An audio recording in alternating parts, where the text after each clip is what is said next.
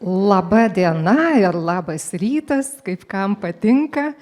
Mėly kultūros bendruomenės atstovai, dalyviai, svečiai, visi besidomintis, labai džiaugiamės, kad šiandien susirinkote taip gausiai. Tikrai išskirtinį, įdomų renginį, dedikuotą ypatingai temai. Mes kalbėsime apie ateitį. Pažvelgsime į ateitį. Ir šis renginys vyksta labai svarbaus, įdomaus, tikrai reikšmingo festivalio rėmuose. Festivalis Inkultūracija, jau 12 metus vykstantis. Ir šis tarptautinis kultūros festivalis siekia įkvėpti ir vienyti kultūros bendruomenę. Ta mes ir matome, turbūt ir ne tik kultūros bendruomenė, ir Klaipėdos bendruomenė, nesuklysime pasakė. Taigi šio festivalio metu, pasitelkiant įvairias meno formas, reflektuojama praeitis ir ateitis. Yra labai svarbu įvertinti praeitį, saugoti, puoselėti praeitį, bet nemažiau galvoti ir apie ateitį. Šitas festivalis būtent tai ir daro. Taigi, festivalis skatina tarpusavio dialogo ir ugdo kritinį mąstymą. Klaipėdos apskrities viešosios bibliotekos, Ievos Simonaitytės viešoji biblioteka, organizuodama šių metų festivalį, daug dėmesio skiria ir ES deklaruojamoms vertybėms - laisvė, lygybė, teisingumas. Pamatinės visuomenės gyvenimo normos, vertybės. Ar šios vertybės dar aktualios mūsų dinamiškame, besikeičiančiame pasaulyje? To klausia ir festivalio organizatoriai, ir be abejo dalyviai. Europos komisija kalba apie pokyčius iki 2050 metų. Todėl ir šiandien mes kalbėsime irgi apie Lietuvos viziją iki 2050 metų. Tai atrodo labai tolimas laikotarpis, bet jis yra ir labai arti. Ne per seniausiai mes kūrėme viziją Lietuva 2030. Šiandien jau matome, kad jau tikrai nemažas laiko tarpas nugyventas. Taigi, laikas greitėja, spartėja, vyksta patys įvairiausi pokyčiai, apie kuriuos šiandien mes lygiai taip pat kalbėsime. Ir valstybė, lygiai taip pat kaip ir kiekvienas žmogus, galvodamas apie ateitį, planuoja, kuria vizijas, kuria strategijas. Lietuva 2050 yra ilgalaikė Lietuvos vizija, kaip mes gyvensime, kokią Lietuvą mes norėsime matyti. Apie tai pasikalbėsime šiandien. Vizijoje skelbiama, kad Lietuva bus kelrodė. Kelrodė valstybė, kurioje noriu gyventi ir kurti. Valstybė, kurią noriu saugoti. Atkreipkime dėmesį, raktinis žodis kurti. Taigi labai tiesiogiai susijęs su kūrybos kultūriniu sektoriumi.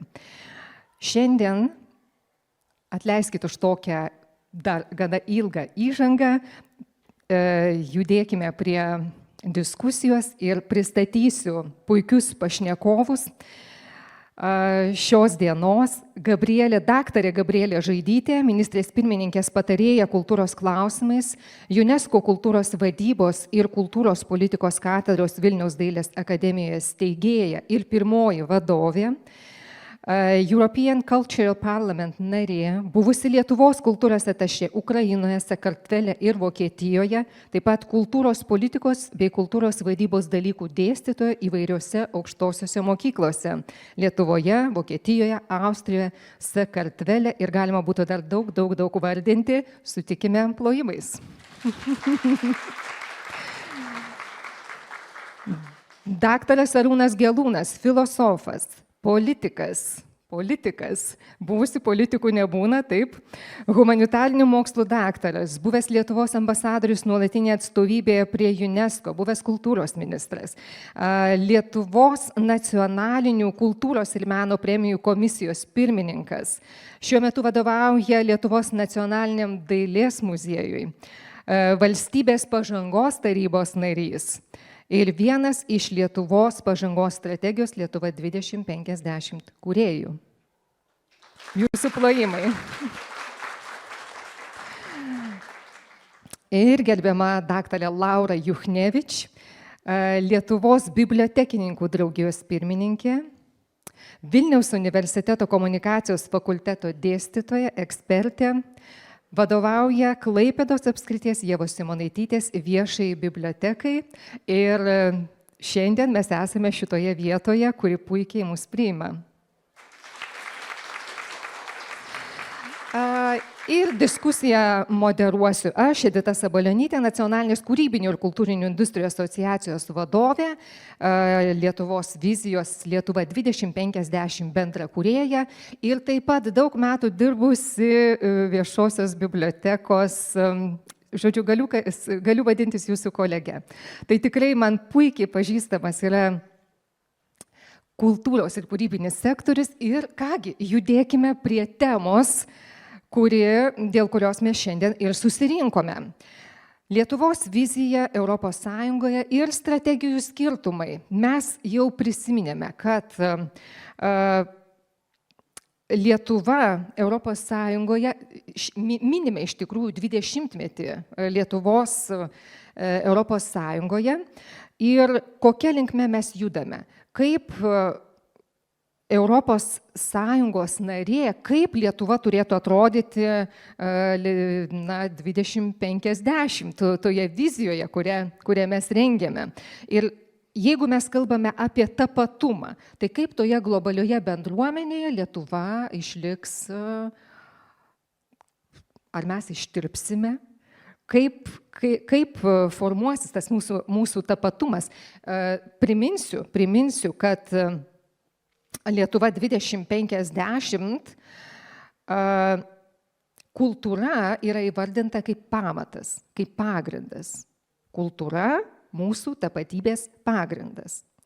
Tai norėčiau paklausti, gerbiamas Gabrielis, tai kaipgi, ar mes ištirpsime toje daugiakultūrėje, daugiasluoksnėje erdvėje? Ačiū. Tai gerbiama Edita, kaip tik pasakėte, kultūra kaip pamatas. Ir tai tikriausiai be galo ir labiausiai džiugina, nes net iš tiesų, jeigu dar lyginant Lietuvą 2050 su Lietuva 30, tai matom didžiulį skirtumą.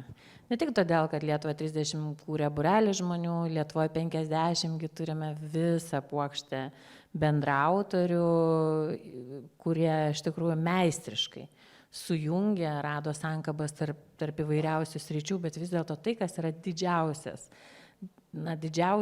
dalykas, ir čia mes kaip kultūrininkai mes turim ir džiaugtis, ir didžiuotis, tai yra, kaip gerbiama Edita sakėte, kad Lietuva yra pamatas, kad kultūra, yra pamatas. Šitoje strategijoje kultūra yra pamatas, taigi kultūra, mes visi kultūros puoselėtojai, kultūros mylėtojai ir kūrėjai tuo pačiu esame. Kūrėme tai, kad mes išliktume. Žinoma, yra keli scenarijai Lietuvoje 2050, mums norisi to pačio pozityviausio, pačio šviesiausio. Mes galvojame apie tai, kaip išlikti, kaip likti, kaip būti, kaip gyventi dar geriau ir matom vėlgi, kai lyginam iš tiesų Lietuvos kultūros peizažą ir pastarųjų metų, ir galtinai visiems gerai žinomus tyrimus, kuriuos yra atlikus Lietuvos kultūros taryba, tai matoma, kokia delta yra palyginti su 2014 metais. Taigi iš tikrųjų yra labai daug, kuo galim didžiuotis, labai daug kuo galim pasidžiaugti, bet turime būti budrus, turime išsiauginti ir stiprinti dar labiau kritišką mąstymą ir ne tik savo, nes manau daugiai čia mes susirinkę, mes žinom, kas yra kritiškas mąstymas ir tai yra tiesiog mūsų kiekvienos dienos sudedamoji dalis, bet aplink yra žmonių ir tai matom dabar ir iš apklausų ir gal iš įvairių tendencijų. taip pat ir politiniuose žemėlapiuose, kad budrumo niekada nebūna per daug, kad atsparumo niekada nebūna per daug, kad kritinio mąstymo niekada nebūna per daug. Taigi iš tikrųjų nuo to, kuris scenarijus išsipildys, kaip mes gyvensim Lietuvoje 2050, viskas priklauso nuo mūsų. Žinoma, priklauso nuo politikų, bet nuo politikų priklauso tik tiek, kiek mes kaip bendruomenė, lyderė, kaip kiekvienas iš mūsų lyderis prisiemam atsakomybę ir kaip mes save matome. Ta Lietuvoje, sociume, valstybėje. Nuo to manau, kad ir priklausys. O iš tikrųjų, kalbant apie Lietuvą 2050, tai man tai yra tokia programa, vizija, perfrazuojant Čerčilį, dėl ko gyvename ir dėl ko kovojame. Tai aš tai matyčiau ją iš tikrųjų taip. Ačiū labai. Gyvename, kovojame. Gerbiamas Arūnai, jūs Valstybės pažangos taryboje esate jau tikrai netrumpą laiką ir kažkodėl man įtarimas kyla, kad Lietuva kultūra, kaip Lietuvos tapatybės pagrindas, pamatas tikrai atsirado nebe jūsų pastangų ir labai aiškios vizijos taip pat. Tai pasidalinkite galbūt užkulisiais, kaip viskas atrodė.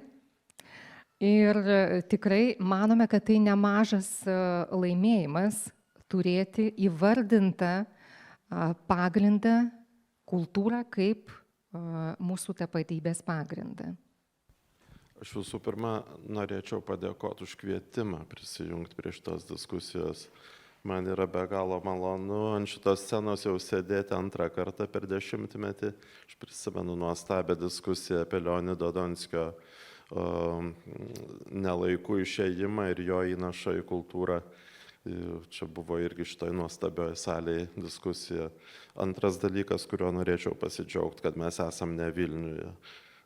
Man taip gera diskutuoti apie kultūrą ir Lietuvos ateitį ne Vilniuje. Nes didelė klaida yra bandyti koncentruoti svarbiausius dalykus tik sostiniai. Didelė klaida, kuri po to politiškai vėliau duoda labai blogą rezultatą, labai blogus dividendus atneša negatyviaja prasme. Tai užkulisiais man baugu dalintis. Tikrai teko pašūkauti, truputį ir balsą kilstelėti, bet aš galiu palyginti savo darbą 2011-2012 metais, kai rašėme strategiją 2030 ir dabar, tai pasakyčiau, tai yra kaip diena ir naktis. Aš nenoriu pasakyti, kad tuo metu susibūrę į strateginį būrį žmonės nemylėjo Lietuvos kaip nors, ar jiems nebuvo ji svarbi, jos ateitis.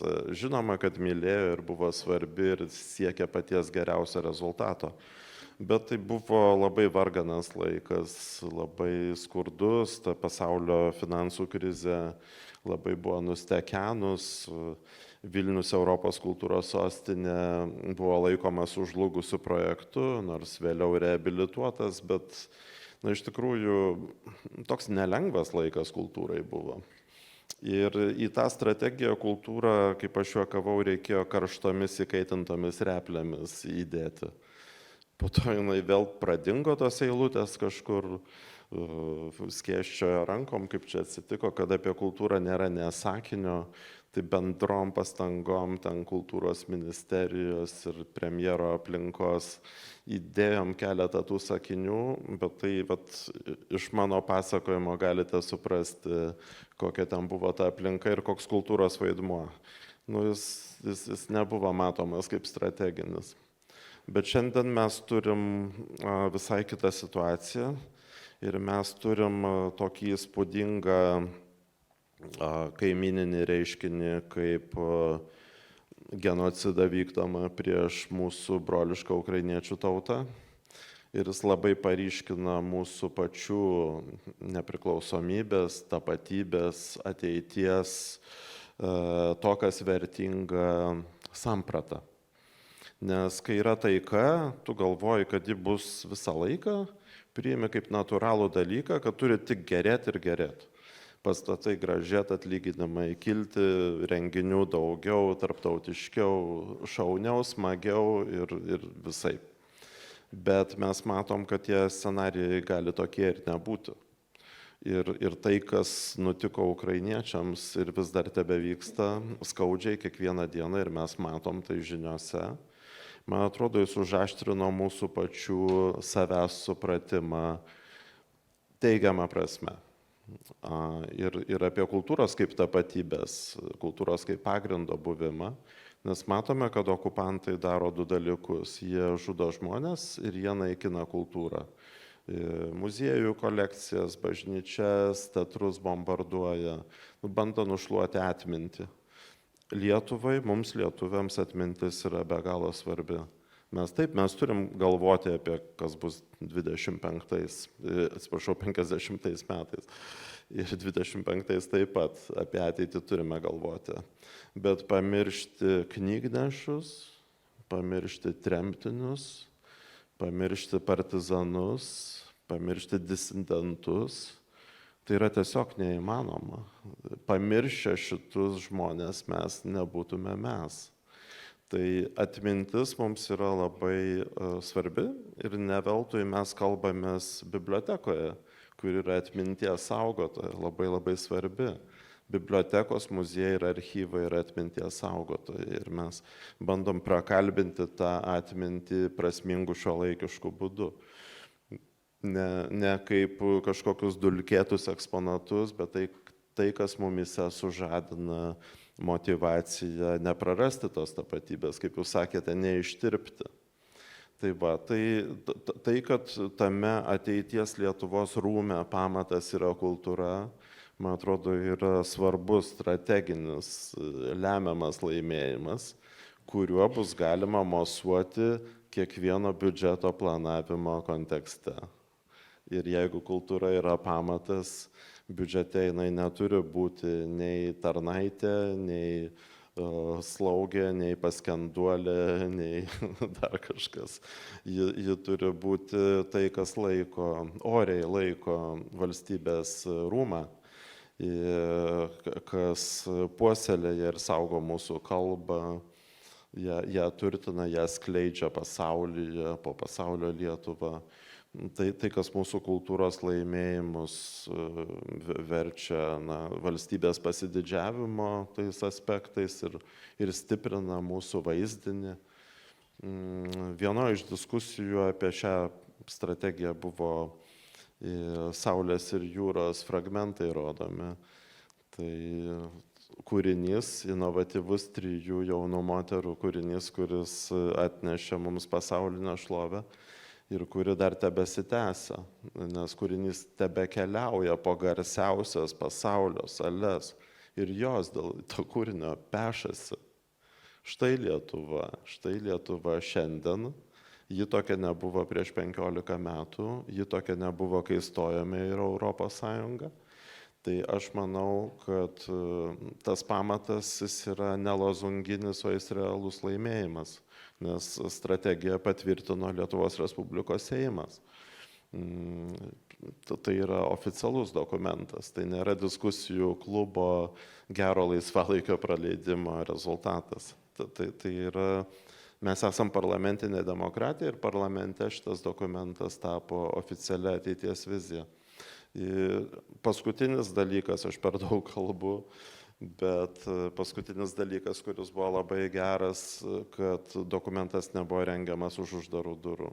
Buvo begalė susitikimų su įvairių Lietuvos vietų žmonėmis, įvairiausių grupių ir nevyriausybinės kultūros organizacijos ir šiaip visuomenės aktyvistai, žmonės, kurie tiesiog norėjo ateiti į tas diskusijas ir užduoti klausimus, kurie patys tarpusavėje formulavo juos valdžiai ir tai valstybės pažangos tarybai. Tai buvo visai kitaip negu 2012. Tai vien tai liudija, kad mes kaip valstybė jau nuėjome kelią Ir jeigu mes sugebėsime įžvelgti tai, kas mus daro stipresniais ir sėkmingesniais, tai yra ir saugumu pasirūpinti, ir kultūros puoselėjimu tinkamai laiku susirūpinti, tai aš matyčiau mums gražią trajektoriją. Bet, kaip sakydavo mano vienas profesorius iš mano disertacijos penketo, profesorius Plečkaičio, viena frazė yra: ateitis yra vien tikėtina. Tai pasakyti, o taip, po 5 metų jau mes nebe 30-tuke būsim ten geriausių, jau 20-tukas garantuotas tokiu greičiu kylant. Ne apie reitingus čia kalbam. Kalbam, kad kuo daugiau Lietuvos piliečių jaustųsi gerai šitoj valstybėje. Ką reiškia tas gerai, tai turbūt čia ir susitikom plačiau pakalbėti. Ačiū labai, tikrai labai svarbios įžvalgos ir norėčiau pasiteirauti gerbiamas Lauros. Lietuva pasikeitė, 20 metų mes esame Europos Sąjungoje. Kaip jūs, kaip ekspertė, profesionalė, matote tą kelią ir tam tikras pamokas, kurios buvo išmoktos, ir kaip jos mus veda link Lietuva 2050 bibliotekų sektorėje?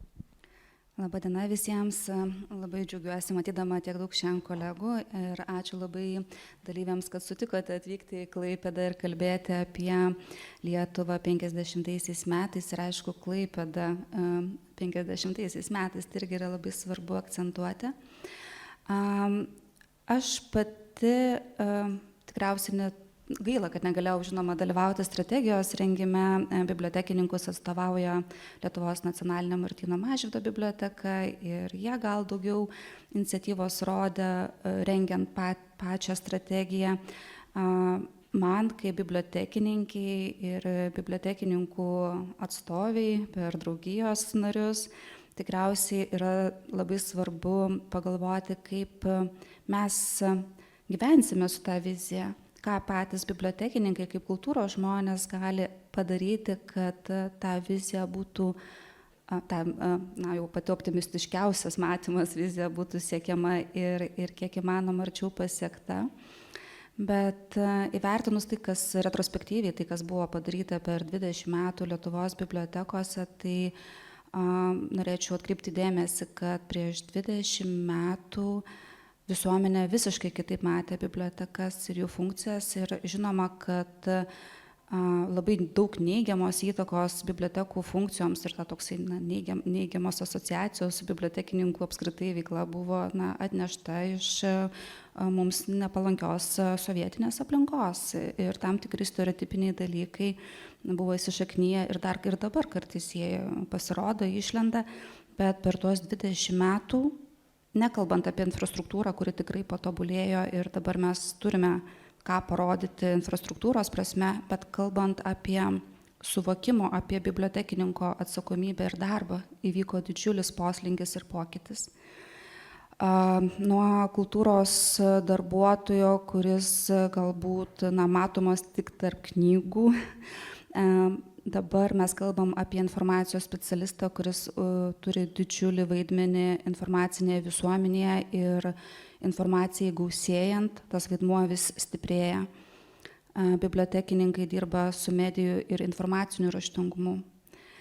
Daug dėmesio skiria Europos Sąjungai aktualių temų aktualizavimui, sakykime, darnaus vystymosi tikslų įgyvendinimo ir siekių apskritai visuomenėje įdiegti vertybės ir tų tikslų siekti. Kita tema, kuri jau kelis metus Lietuvoje, žiūrint ES šalis, kolegės pradedama jau diskutuoti, yra piliečių įtraukimo į demokratinius procesus skatinimas per bibliotekų veiklą ir apskritai demokratijos procesų ir verčių pristatymas bibliotekose. Ir skaitau strategiją, matau viziją, matau bibliotekininkų didžiulį vaidmenį, bet suprantu, kad galbūt dar ne visai turime kai kuriems dalykams priemonių. nes bibliotekininkai tą poreikį matė žiūrėdami į užsienio šalių, ES šalių pavyzdžius, bet dar galbūt ne visai lengva tai įgyvendinti Lietuvoje, nes ne visi mato biblioteką šitoje temoje. Taip? Tai dar turėsime padirbėti ir labiau akcentuoti mūsų vaidmenį. Ir pati festivalio tema, kurią biblioteka inicijavo, inkultūracija, tai yra apie kultūros perdavimą iš kartos į kartą.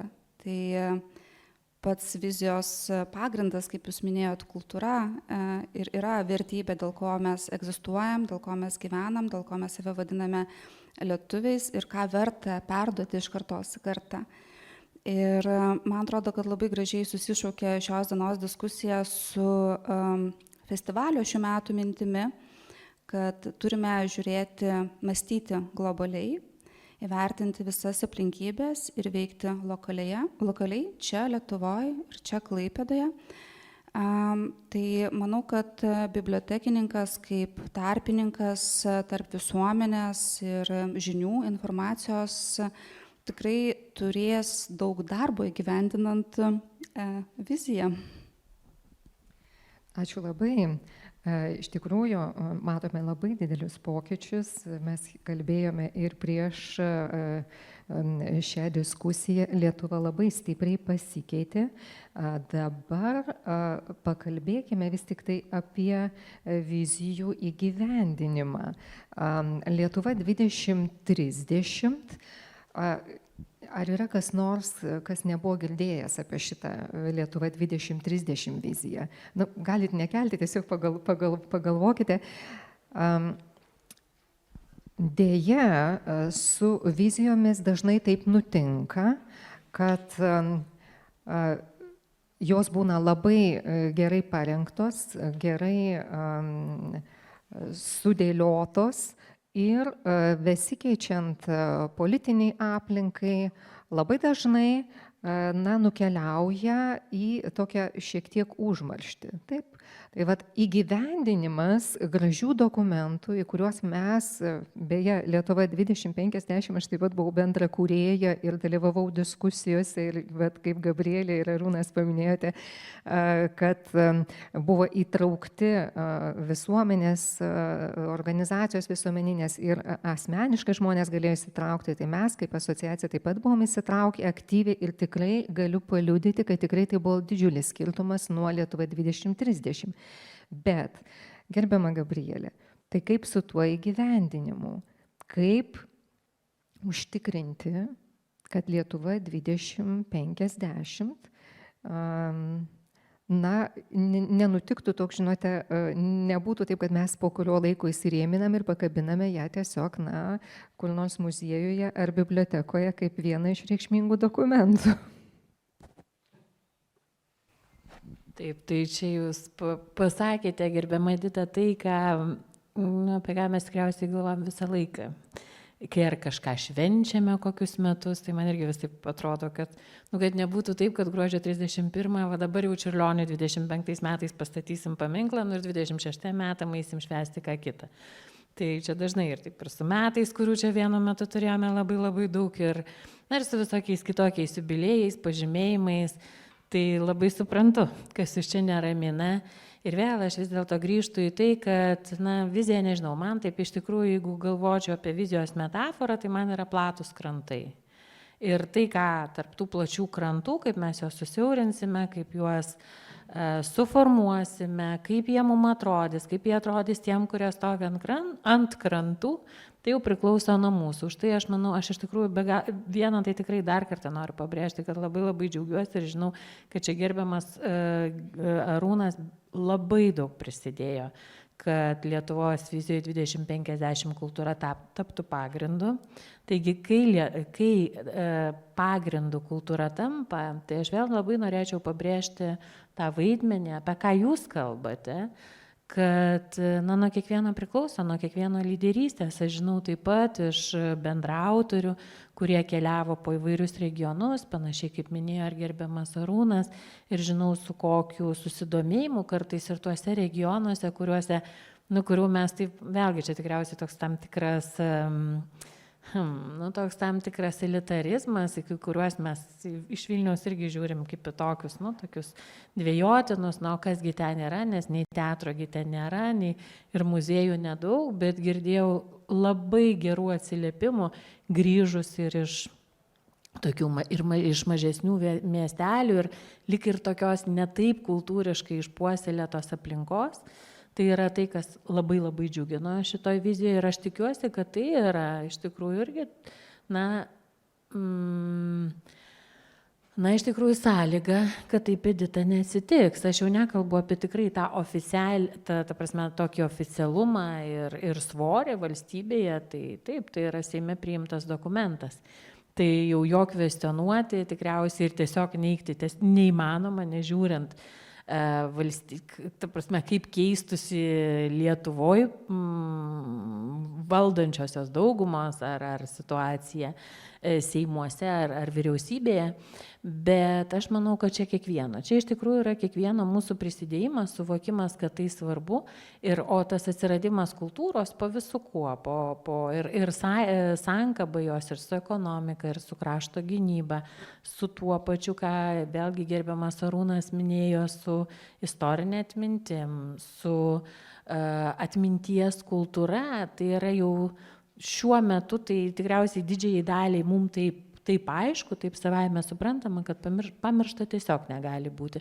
O kaip tai tobulės, gal mes iš tikrųjų nežinau, jau kokiais už metų kursime Lietuvos viziją 2200, aš nežinau, pasižiūrėsim, kaip čia klostysis tie mūsų keliai, bet iš tikrųjų čia, ką ir jūs, gerbiama Laura, minėjote, jūsų transformacijos bibliotekoje, transformacijos kitose kultūrinėse įstaigose, kultūrinėse bendruomenėse, man iš tikrųjų ir yra sąlyga, ir iš tikrųjų tam tikras savotiškas garantas to, kad taip nenutiks. Ir tikriausiai dar vienas dalykas, kuris yra labai svarbu, tai ir mūsų visuomeniai, mum taip pat visuomenės lyderiam, kultūriniam organizacijom suprasti, kaip sakau, kad metai nesibaigia, kaip baigėsi jubiliejus kažkokio tai žmogaus, kurio jubiliejų mes šventėme, taip pat, kad vizija nesibaigia tik tada, kai jinai yra parašoma. Kad iš tikrųjų dabar ir prasideda tas darbas, dabar ir prasideda jos įgyvendinimas, dabar toliau mes galvokime, svajokime, kurkime viziją toliau, auginkime tą viziją ir tada jinai taps tikrai realybė tokia, kad jinai tiesiog negalės nugulti nei įrėminta, nei neįrėminta ant jokios sienos, nes jinai bus mūsų ir galvose, bet taip pat ir širdise. Ačiū labai.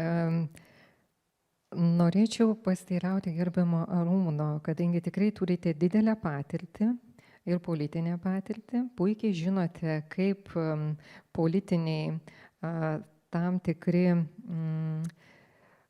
pokyčiai gali paveikti pačias geriausias intencijas. Vis tik tai, ar jūs manote, kad pokyčiai, kurie jau įvyko Lietuvoje, jie buvo nulemti dokumentų, pavyzdžiui, Lietuva 2030, ar vis tik tai vyko natūraliai ir kokiu būdu, kaip dokumentai, realiai, jie susisieja su gyvenimu? Ar, čia dažnai mums ir neaišku būna, kaip tai, kas yra parašoma gražiai vizijose, po to įsigyvendina realiam gyvenime ir ar čia kažkaip iš vis mes galime paveikti. Suprantu, Gabrielė labai gražiai pasakė, kad čia kiekvieno iš mūsų priklauso, bet aš vis tik tai norėčiau grįžti vėlgi į Klaipėdą. Mes žinom, kad Klaipėdoje irgi tam tikrų pokyčių vyko ir kultūrinėme gyvenime, besikeičiant aplinkai tam tikrai politiniai. Tai kaip jūs manote, ar vis tik tie dokumentai kažkaip jie turi tą sąsają su gyvenimu ir kaip užtikrinti vis tik tai, kad tai, kas yra gražiai sudėliota, būtų susiję su mūsų realiu gyvenimu? Žinot, dar senovės romėnai sakė, kad verba volent scripta manent, kad šnekos išskrenda, o raštai išlieka. Ar Bulgakovas sakė, kad rankraščiai nedega. Tai jeigu aš būčiau galvojęs, kad dokumentai nieko bendra neturi su gyvenimu, aš tikrai nebūčiau gaišęs laiko daugybei diskusijų ir ten jų fiksavimo, diskusijų dėl formuluočių ir visa kita. Tai manau, kad vizijos susisieja su gyvenimu bent dviem aspektais. Tai iš jų gimsta įgyvendinimo priemonių planai, tai yra per kokius konkrečius uždavinius realizuosis. Ta galima padaryti tiesiog atsiremiant į nuostatas. Ar tai liestų ekologiją, ar demografiją, ar sveikatos apsaugą, ar švietimą, ar kultūrą, galima tikrai susiplanuoti ir konkrečius veiksmus. Pasakyti, kad kultūra yra pamatas, bet vis dėlto turi mieste daugybę apgriuvusių kultūros paveldo reikšmingų pastatų. Tai reiškia demagogiją, kad mes kalbam vieną, o darom kitą. Ir žinome, kad esam labai nuengtas kraštas, 200 metų engtas įvairių okupacinių režimų, carinio, bolševikinio ir taip toliau. Liko daugybė nugyventų pastatų arba nuniokoto paveldo arba prastos kokybės dėl to meto sistemos pastatytų. Turim šitą iššūkį, su kuriuo nuolat dorojamės ir šiandien sėdim puikiai renovuotoje bibliotekoje su puikia infrastruktūra. Sakysite, kad kalbu banalybės? Ko gero, kad ne. Nes žmogus į sujauktą, netvarkingą, nesvetingą, šaltą patalpą, tiesiog netraukia širdis, kai yra konkurencija verslo vietų, kurios blizga, spindi, yra naujos, šildo, kvepia. Ir tai yra labai svarbus iššūkis - infrastruktūra. Apie tai buvo ne kartą kalbėta. Ir tas iššūkis dar nėra įveiktas Lietuvoje. Dar yra labai daug ką veikti. Apie atlyginimus jau nekalbėsiu. Buvo tikrai sėkmingų vis dėlto pokyčių, mano manimu, tikrai nekartą kelti atlyginimam. Ir tas pasakymas, kad muziejininkai ir bibliotekininkai yra jau pats visuomenės atlyginimų dugnas, kurie skurdžiausi, mažiausiai uždirbantis, šiandien, man atrodo, jau vis iš dalies netiesa yra, nes tų pokyčių yra įvykę ir ne kartą. Taip, kad yra tos konkretybės, yra praktiniai darbai, bet su pamatinė nuostata, kad kultūra yra pagrindas, galima daug nuveikti ir įstatymų pokyčiuose.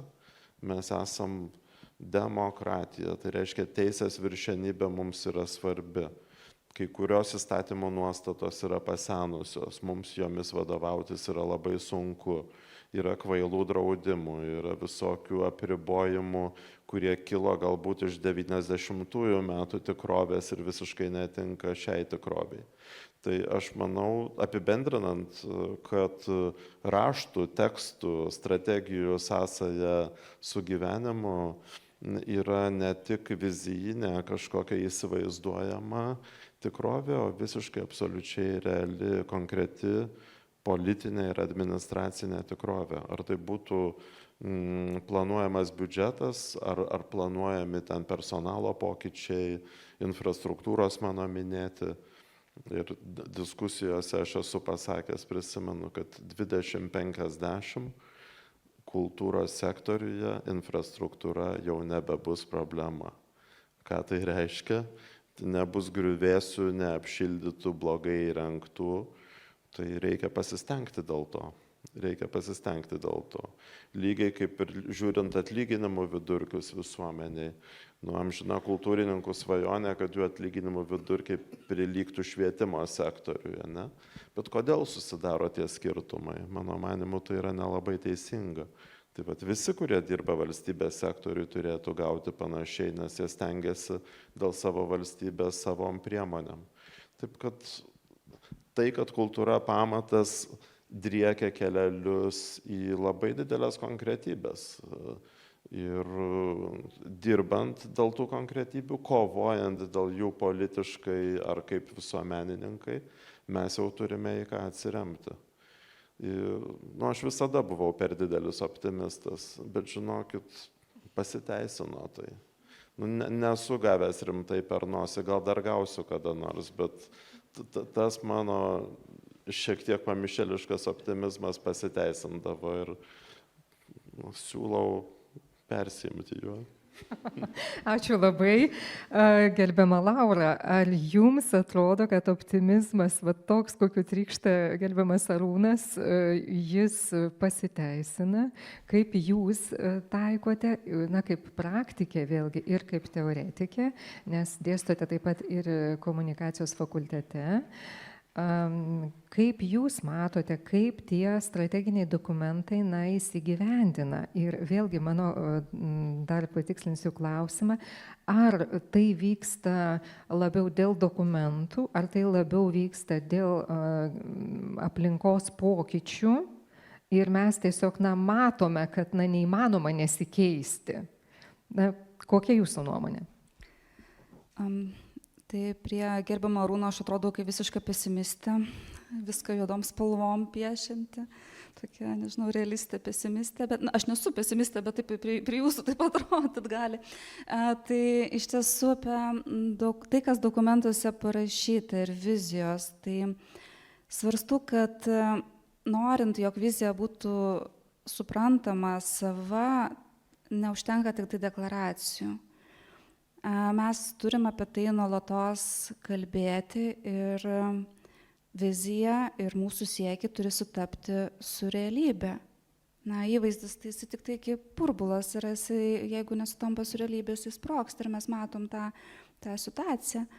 Aš tokia esu tikinti vizijomis ir gražios ateities siekiu, kad labai greitai įsilieju į tų siekių įgyvendinimą, stengiuosi ir kitus motyvuoti, kviesti veikti, argumentuoti, kodėlgi bibliotekininkai nuo knygų turėtų atsistoti ir pradėti kalbėti apie tai, kas tose knygose yra, o ne tik tai pasiūlyti literatūrą skaitytojams, bet ir skatinti patiems žmonėms ieškoti informacijos ir poilsio.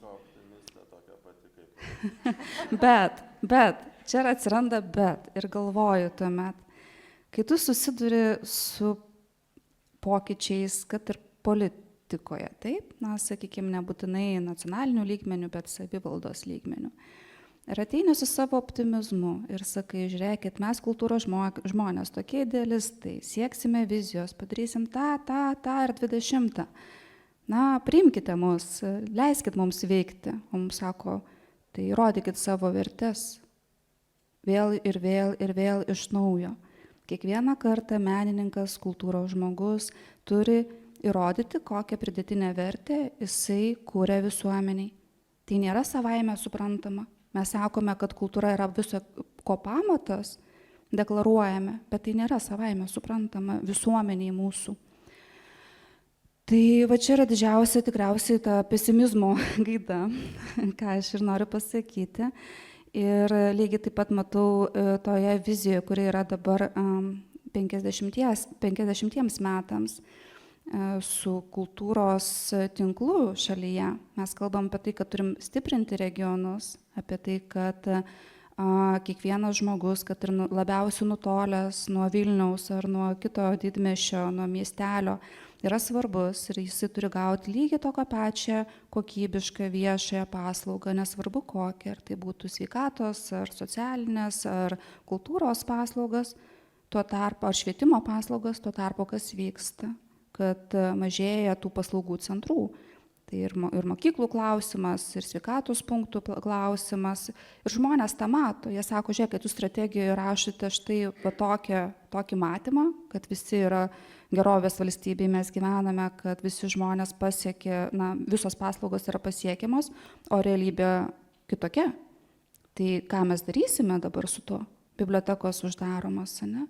Pats lengviausias dalykas – taupyti kultūros sąskaitą, uždaryti padalinį ir imituoti tą paslaugų teikimą nuotolinėmis paslaugomis arba ten, sakykime, ne visi tiesiog nutolę žmonės gali nuotolinėmis paslaugomis naudotis. Tai mes negalim polarizuoti visuomenės tą prasme, kad jiems paslauga pasiekiama arba nepasiekiama, nes jie skaitmeninių įgūdžių turi ar ne. Arba kalbam apie tai, kad kažkokios tai momentinės paslaugos teikiamos kaip šiuolaikinė knygnešystė ar bibliobusiukai. Tai nėra tas pats iš esmės, kai kalbame apie kokybišką viešą kultūros paslaugą. Tai toksai truputėlį pesimizmas ir gal ir diskusija, toksai truputėlį žibalas, nežinau. Tai kalbant apie patį dokumentą, manau, kad jie yra reikalingi, jie yra svarbus, jie duoda strateginį tam tikrą matymą, bet lygiai taip ir labai yra svarbu, kad strategija būtų nuolatos peržvelgiama ir dotuojama nacionaliniu mastu. Jeigu mes matom, kad tai yra prioritetas, tai reiškia, mes turime per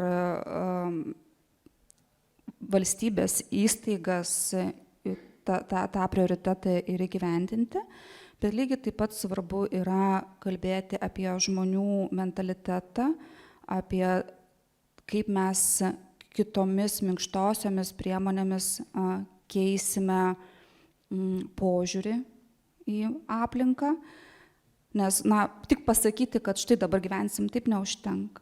Reikia ir keisti ir žmonių pačių požiūrį, leisti jiems susidurti su kokybiškesnėmis paslaugomis, ne? Tai kaip ir biblioteko atveju, tai bibliotekos tobulėja todėl, kad žmonės jau supranta, kad tai yra viešoji paslauga, už kurią jie susimoka mokėdami mokesčius ir tada jie reikalauja daugiau, bibliotekos daro daugiau ir toksai judėjimas yra, tai yra mūsų visų gėris ir turtas. Tai matyt, kad reikia ir su kitom veiklom taip pat organizuoti. Ačiū labai. Kadangi Lietuva 2050 buvo kurta tikrai plataus rato ir įsitraukimo, visuomenės įsitraukimo, tai aš tikrai, manau, kad labai svarbu yra paminėti ir nevyriausybinio sektoriaus įsitraukimą. Kaip suprantame, kad yra viešosios paslaugos, kaip vis tik tai nevyriausybinis sektorius, jis irgi, jo vaidmuo Lietuva 2050. Gerbiama Gabrielė, kaip jūs matote įsitraukimą ir tam tikrą vėlgi tas segmentavimas, kad štai čia yra viešosios paslaugos, štai čia yra nevyriausybinio sektoriaus paslaugos, bet mesgi kalbame apie visuomenę. Mes kalbame apie visuomenę, kuri yra labai įvairi ir daugiasluoksnė. Ir tos paslaugos, jos gali būti teikiamos tiek viešojo sektoriaus, tiek bendradarbiaujant su nevyriausybiniu sektoriumi. Kokį vaidmenį šitoje vizijoje jūs matote nevyriausybinio sektoriaus? Ne, tai tikriausiai reikia iš viso visų pirma pasakyti, kad pastaraisiais metais, pastarajam dešimtmetį tikriausiai nevyriausybinio sektoriaus vaidmuo yra iš esmės pasikeitęs, bet dėl įvairių priežasčių. Ne tik dėl to, kad atsirado daugiau galimybių, bet iš tikrųjų labai daug ką nevyriausybinis sektorius išsikovojo pats.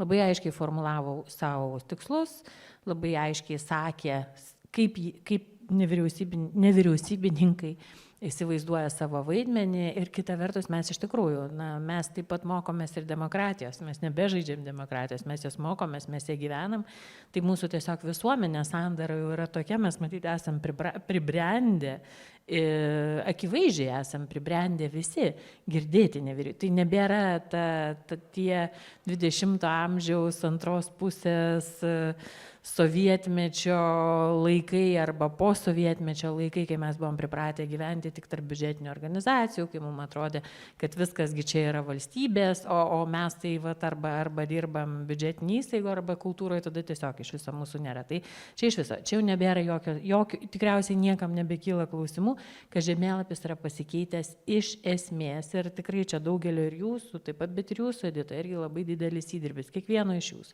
Taigi aišku, kad nebepaisyti nebepaisyti tų balsų, nebepaisyti įsivaizdavimų, tiesiog nebėra įmanoma ir dėl to taip pat ir Lietuvos vizijoje 2050, aš taip, pavyzdžiui, net neįsivaizduoju, dabar bandžiau pagalvoti ir kaip jinai atrodytų, jeigu ten nebebūtų nevyriausybinio sektoriaus. Tai neįsivaizduojami dalykai. Ta prasme, tiesiog jinai nebebūtų nei vizija, nekalbėtumėm šiandien nieko.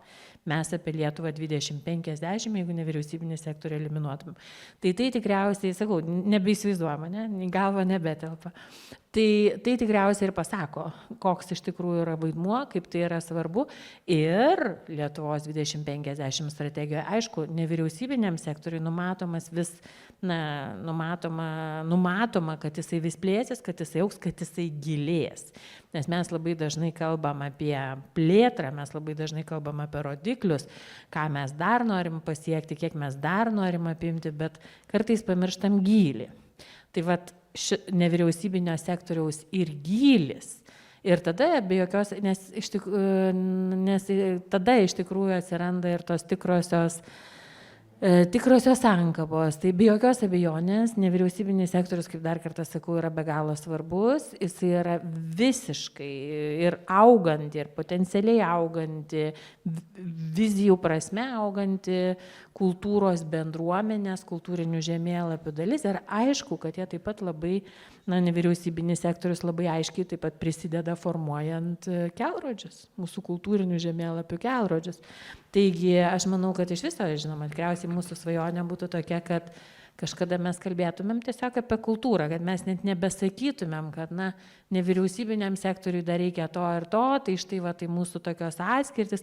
Kažkada vis dėlto gal pasibaigs tas laikas, kai yra takoskyra. Tiesiog, sakysim, kiekvienas dirbam savo darbą, ten, kur mes dirbam sankaboj su kitais, taip kaip mes darom, ir vieni kitiem padedam savo buvimu ir savo indėliu. Ir nebeišskirsim. Tai iš tikrųjų, mano vizija būtų tokia, bet aš žinau, kad taip, kad, žinoma, nevyriausybiniam sektoriui šitas kelias buvo žymiai sudėtingesnis, turėjo daug daugiau smegduobių, nes visa kita mums lyg ir buvo duota, priori mes suprantam, o čia reikėjo dar savo vietą išsikovot ir tai labai neblogai sekėsi. Pastaraisiais metais aš turiu pasakyti, kad tikrai labai, nežinau, jeigu taip ir toliau, tai sakau, galbūt ateis tas laikas, kai mes nebeskirstysim taip labai aiškiai, nes iš tikrųjų, tai yra tiesiog asignavimų šaltiniai skirtingi, bet visa kita tai yra ta pati kultūra, tai yra visa tai, ką mes kuriam, nesvarbu, tikslas yra iš tikrųjų vienas. Ačiū labai, mačiau, kad gerbiamas Arūnas norėtų papildyti, prašau. Taip, labai pritariu Gabrielei, kad nevyriausybininkų balsas buvo vis labiau ir labiau girdimas ir stipriau ir labiau artikuliuotai, bet man tiek jūsų pasisakymas, tiek jūsų klausimas dar priminė tokią aktualią problemą kaip kultūros finansavimo šaltinio klausimas. Vis tiek mūsų visuomeniai dar labai tvirta nuostata, kad kultūra visa turėtų būti finansuojama iš valstybės biudžeto. Prasme, Vilnius turėtų pasirūpinti, valdžia kultūros ministerija daugiausia turėtų aprūpinti su kultūros taryba, padengti viską. Tai ne vienoje valstybėje nėra taip, kad užtektų biudžeto kultūrai. Ne vienoje absoliučiai. Aišku, yra valstybių kaip Jungtinės valstijos, kur valstybės biudžeto iš vis nėra kultūroje. Ten tas fondas yra menkutis, daugiau simbolinis ir daugiau menininkų patyčių objektas toksai, nes viskas yra privatu. O yra valstybių kaip Lenkija ar Prancūzija, kur viskas gerokai centralizuota ir valstybės biudžetas yra labai svarbus. Tai, manau, Lietuva irgi yra viena iš jų. Bet jeigu tai bus, tai didelio progreso negalėtų būti. Nes visuomenė mūsų sensta, demografija nėra gera, tų mokesčių mokėtojų, kurie susimokės už paslaugas, mažės. Ir jeigu nediversifikuosis šitie finansavimo šaltiniai, tai visų pirma savivalda taip pat nesuvoks, kad kultūra yra pamatas ne tik valstybės mastų lazunginių, bet ir konkrečiam mieste. Nes tas prašymas įrodinėti savo vertę, jisai skamba labai negerai. Aš, man atrodo, žinau, apie ką jūs kalbat. esu irgi paliestas šiek tiek šito dalyko, tai yra labai negerai. Jeigu per 34 metus Lietuvos kultūra nėra įrodžiusi, kiek daug gali duoti valstybei, miestui, regionui, bendruomeniai kultūra, kaip sutelkti. O dar vienas aspektas yra privatus finansavimas kultūros, mecenatystė. Lietuvoje yra vis dar labai to mažai. Aš per pastaruosius 5 metų skaičiau daug paskaitų įvairiuose verslo klubuose ir organizacijose. Supratimas vis dar yra gana menkas, kad privatus finansavimas, sakant, asmuo gali tapti rėmėju, gali steigti salę, festivalį, nežinau, parodą, nupirkti kūrinius.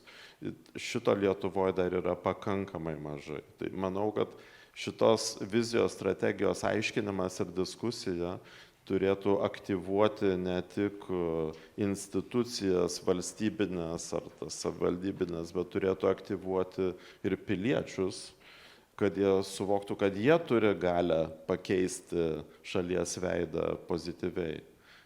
Aš galiu užrašyti savo kolekciją valstybiniam muziejui, aš galiu tapti festivalio mecenatu, aš galiu ten teatre įrengti kažkokią salę savo šeimos ir taip toliau.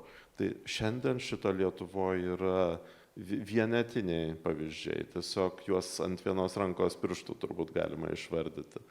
Ir mūsų valstybės progresui tai turės labai didžiulę įtaką, nes, kaip minėjau, mokesčių mokėtojų atrodo, kad nelabai daugės ir tikėtis padengti tą stoką iš imigrantų galbūt irgi nėra taip jau baisiai perspektyvu, jeigu galvojam apie savo kaip apie Lietuvos visuomenės išlikimą ir artikuliavimą. Aš irgi norėjau pritarti gerbiamas Arūnai, bet norėjau pasakyti, kad vis dėlto mecenavime, mano manimu, kartais viskas prasideda nuo labai mažų dalykų. Aš dabar turiu puikų pavyzdį, iš tikrųjų esu taip kažkaip labai įkvėpta. Nežinau, tikriausiai girdėjote, sekmadienį Laukuvoje atsidarys Dalios Grinkevičiūtės muziejus. Ir kadangi iš čia formavosi, dėliojasi taip pat jo eksponatai, aš buvau apstulbus ir labai labai sužavėta, kiek žmonių aplink Laukuvoje, Šilalį, nežinau, galbūt buvusių Laukuviškių, Šilališkių surado nuotraukų, ieškojo, kažkas surado vaistų, kuriuos jinai, jau pagal jos receptus, kurie buvo duoti, įsivaizduokit tuos senus buteliukus, kažkas surado receptų, jos ranka rašytų ir visą tai, taip kažkaip tyliai vieną dieną ten lagaminam toks, nežinau, krepšis su vaistais, kitą dieną nuotraukos pradėjo į tą muziejų ateiti. Ir mane tai taip, sakau, aš taip pagalvojau, ne mecenatai galbūt tie žmonės, bet vis tiek įsivaizduokit dabar, pavyzdžiui, tas, kad ir krepšis tų metų vaistų su visais tais buteliukais, galbūt aukcionais ir visai turėtų tam tikrą vertę. Bet tie žmonės pagalvojo, kad reikia įgražinti į ten, kur kažkada atsiras Dalios Grinkevičiūtės tokie susitikimo, jos temomis erdvė. Taigi aš tik kartais noriu pasakyti, dabar noriu pridurti, kad kartais mecenavimas, jeigu tai ir nėra didžiulė paroda, jeigu tai nėra muziejus, kartais maži dalykai, kartais tiesiog mums tikriausiai reikia pabūti kartais jautresniem, kas vyksta aplinkui ir čia taip klodas po klodo, žingsnis po žingsnio ir dėliojasi. O iš Šilalės kilę verslininkai skiria pinigų ar ne? Man atrodo, kad mažesnėse savivaldybėse daugiau vietos verslas skiria pinigų vietos bendruomenėms ir veikloms. Bet aš irgi dar norėčiau papildyti ir pritarti jūsų išsakyto mintim ir dar gal patikslinti savo mintį. Sutinku, kad valstybinis, biudžetinis sektorius ir nevyriausybinis sektorius yra tiesiog vienas iš tokių geresnių bendradarbiavimo pavyzdžių Lietuvoje. Ir man atrodo, kad nevyriausybinis sektorius labai puikiai naudojasi sukurta infrastruktūra, yra priimami, tai turi jau platformą, kur gali veikti, kūrybiškai gyvendinti savo idėjas, jiems nebereikia tuomet rūpintis, sakykime, erdvę, ten remontų, nuoma ar kitais tokiais dalykais, ypač projektinėse veiklose. Bet gal aš patikslinsiu savo mintį. Aš nemanau, kad iš Vilniaus reikėtų finansuoti visur vienodai, skirti lėšų kultūrai ir kultūros įstaigom, bet man atrodo, kad labai yra svarbus tolygumas. Kad kiekvienas žmogus, kad ir kur jis gyventų, gautų tokios pačios kokybės paslaugą. Tai jeigu viską paleisime taip, kaip ten jau gausis bendruomenė, tai galbūt ne visą laiką regionai tolygiai, vienodai vystysis. Tai čia, aišku, reikia tokio balanso tarp to, kas yra duodama kaip visiems vienodos paslaugos ir tai, kaip kūrybiškai pačios bendruomenės pasirodo. Ir bendruomenės telkimas, pilietinių iniciatyvų įgyvendinimas taip pat dažnai yra įgyvendinamas per bibliotekas, muziejus ir archyvus.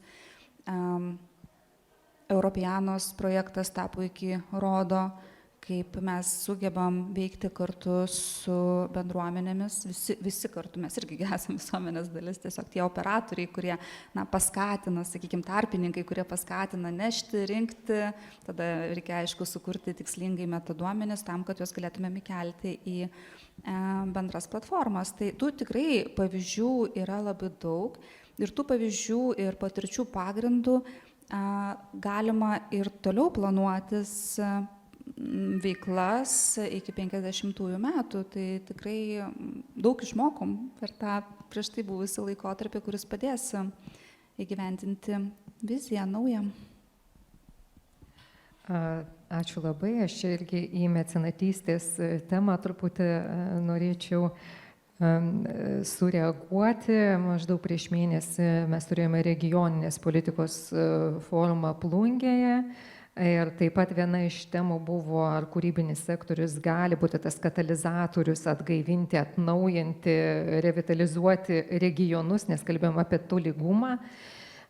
Ir viešnia iš Švedijos pasakojo apie visą pranešimą ir pasakojo apie Švedijos regioninį miestelį, maždaug tokio dydžio kaip Plungė, kuris iš esmės per kūrybinį sektorių įgavo absoliučiai kitą veidą.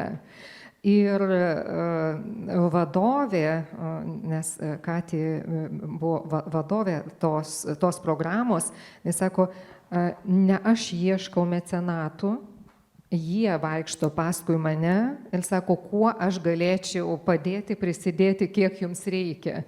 Tai aš manau, kad tikrai tai yra pavyzdys brandos tam tikros. Labai norėtųsi, kad Lietuva tikrai keistųsi į tą sąmoningumą ir ko gero Lietuva 2050 mes ir kalbame, dabar pagalvokime irgi apie tokius futuristinius šiek tiek elementus, visuomenė keičiasi. Sparčiai juda pokyčiai, didžiulis bumas, technologinis bumas. Kur mes būsime, pamastykim, pagalvokim, pasvajokime Lietuva 2050, kas mūsų laukia. Ką dabar muziejai, bibliotekos, kiti sektoriai gali, kaip jie iš vis gali suspėti su tokia sparta, galvojant apie mūsų viešuosius pirkimus, kurie vis dar vis veikia ir riboja tam tikrą prasme pažangą, nebijokim to pasakyti, ar ne? Tai technologinis bumas. Kaip jūs įsivaizduojate, gerbiamas Arūnai, jūsų vadovaujami įstaiga ir apskritai, kaip keisis regionuose kūrybinis sektorius? O technologijos turi savo vietą ir iš tikrųjų nereikia jų sudievinti. Aš pastaruoju metu tikrai lankiausi daugybėje pasaulio dailės muziejų, būtent pabrėžiu, ne istorijos, ne kitos rūšies dailės. Ir sakyčiau, kad technologijų bumas ten nėra visa užgožiantis. Žinom elektroninį Van Gogą, žinom elektroninį Čiurlionį, daugybę kitų projektų. bet vis dėlto žmonės ateina į dailės muziejus pažiūrėti originalų ir pažiūrėti to, ko jie negali ir niekada negalės įsigyti, sakykime, kažkokių menininkų ar kažkokių įdomių temų, įdomiai sukūruotų, visų pirma to. Ir jeigu viskas bus interaktyvūs ekranai ir liečiama, labai dažnai tai nepadeda parodoms ir muziejams. Tai aš manau, technologinis bumas yra pervertintas. Bet iš tikrųjų, tai, ką pasakė kolegė apie Europeaną, tai prisimenu Europeanos atidarymo renginį Briuselį, kur pats sakiau, kad įsivaizduoju regioninėme miestelyje mokytoją, kuri atidaro ekraną ir viso pasaulio šedevrus rodo savo mokiniams, būdama fiziškai visai, sakykime, ne sostinėje ir net nedidelėje vietoje. Ir antrindama šitam pavyzdžiui galėčiau pateikti kitą, kai COVID metu mūsų kuratorės kelios jaunos sukuravo parodą vien iš LIMIS duomenų bazės, vien kompiuteryje. Dėl to, kad buvo suskaitmeninta ir jos galėjo bendrauti ir kalbėtis elektroniniu paštu ir, sakykime, viskas buvo online. Tai tam tikrais aspektais skaitmena, technologijos, jos tikrai nepaprastai padeda, kad ir nuotolinis posėdžiavimas, elementarus pavyzdys po COVID-o išpopuliarėjo ir tikrai duoda naudos žmonėm, kurie ten tuo metu išvykę ar negali prisijungti. Bet kad viskas bus robotizuota, liečiama, aš manau, žmogaus prigimtis tam tikrai ryžtingai priešinasi ir mes nenorim atiduoti savęs mašinoms ir dirbtiniam intelektui taip greitai. Taip kad tai turėtų būti vis tiek žmogaus proto ir žmogaus širdies kreipiama kažkokia tai logiška linkme. Aišku, technologijų vaidmuo yra didelis ir svarbus, bet aš nebūčiau linkęs jo sudievinti ir taip radikaliai sureikšminti. Vis dėlto yra ir kiti dalykai. Ir galvodamas apie kultūros institucijas, aš vis dėlto visų pirma galvoju apie prasmingą socializaciją. Tai yra susitikimo vietos. Ir bibliotekos irgi ne knygų išdavimo vietos, o bendruomenių susitikimo, buvimo kartu, kultūrinio augimo kartu. Ar tai būtų muziejai, ar nežinau, festivaliai. Tai žmogus mėgsta būti visuomeninių procesų dalyvių kartu su kitais ir kultūros institucijos tam yra puikiai terpė. Net ir ne visada prifarširuotos tų technologijų, kurios yra nuolat aptariamos šiuo metu. Ačiū labai, gerbama Laura. Kaip jūs matote, vis tiek jūs irgi esate labai arti žmonių, kuriems teikiate paslaugas. Taip, kaip mes jau turim kalbėti ir apie jaunąją kartą, kuri auga jau visiškai kitoje terpėje. Jiems technologijos dažnai yra visiška kasdienybė. Jie turbūt technologijas pradeda naudoti kur kas dažniau negu išmoksta skaityti, turbūt ar ne. Mes apie tokią kartą kalbame. Čia nenoriu pasakyti, kas yra gerai ar blogai ir kaip mes norėtume, bet yra tam tikra realybė, su kuria mes turbūt turime kažkaip dirbti. Kaip jūs matote ir kokios paslaugos, nes mes jau dabar yra svajojama, kad mes greitų laikų Marse išsilaipinsime ir statysime ten namus, tai va yra vizijos tokios. Ir atrodo, tai yra viskas taip, kažkoks kosmosas, bet mes jau kalbam apie Lietuvą 2050, po 30, mes jau dabar sakom, kad per 15 metų, net pažįstamai pasikeitė Lietuva. Kas mūsų laukia? Pasvajokim, pagalvokim, kaip jūs matote. Tikriausiai papildysiu, tai technologijos iš tiesų labai greitai keičiasi ir tų įrankių kiekvieną dieną atsiranda vis naujesnių ir tobulesnių. Bet aš svarstau, jūsų buvo prieš tai klausimas, ar biurokratiniai procesai, viešieji pirkimai ir kiti niuansai netrukdo kultūros įstaigoms judėti į priekį. Tai noriu pasakyti, kad kultūros sektoriaus žmonės yra labai kūrybiški ir jie priima tuos sprendimus tada ir taip, kaip reikia. Po to, nežinau, čia po to sprendžiam, vis tiek išsisprendžia. Bet tas technologinis proveržis jaučiasi ir, sakykime, pandemija labai daug pamokų išmokė, nes reikėjo daryti. Tu negali laukti. Taip, žinoma, ten matėm, po to buvo ir teisminių visokių procesų dėl to greitumo ir greičio, bet iš esmės tu turi priimti sprendimą, ryžtis ir daryti, ir kultūros žmonės yra tie, kurie tai darė. Tai nuotoliniai susitikimai, tai kas mums derinimas, online susitikimų su gyvais, renginiai nuotoliniai, visa tai kaip ir liko po pandemijos, bet mes jaučiam, kad žmonės nori to gyvo kontakto ir buvimo kartu.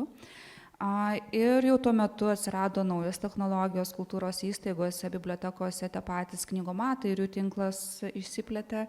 Ir tai yra puikia priemonė, vėlgi pasiekti tuos labiausiai nutolusios žmonės, jiems suteikti paslaugas irgi knygomatų tinklo plėtra yra viena iš nacionalinės pažangos priemonių, ten dalelytė tokia.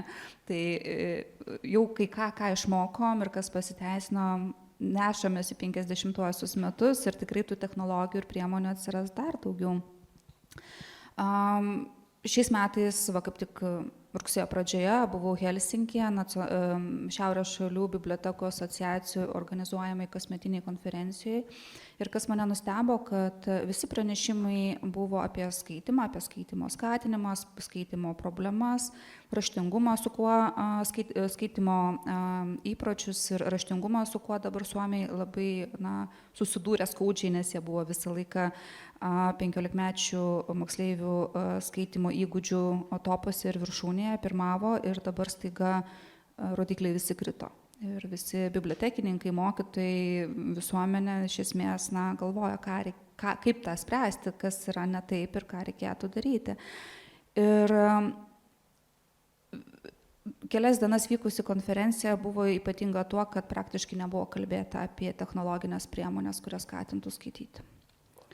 Buvo kalbėta apie tai, ar bibliotekose apskritai yra erdvė skaitimui.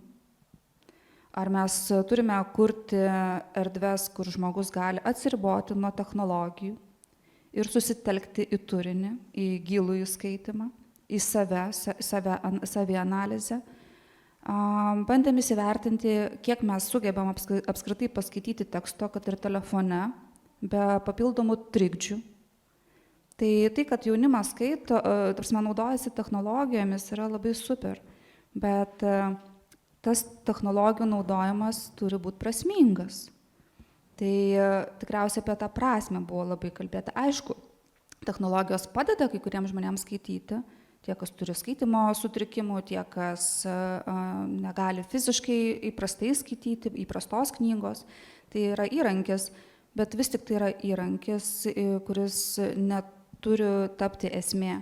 Mes turėjom, jau išgyvenome tą ir bibliotekose, ir muziejuose, ir archyvuose tą technologijų bumą, kai esmė parodos buvo ne turinys, o technologijų gausa.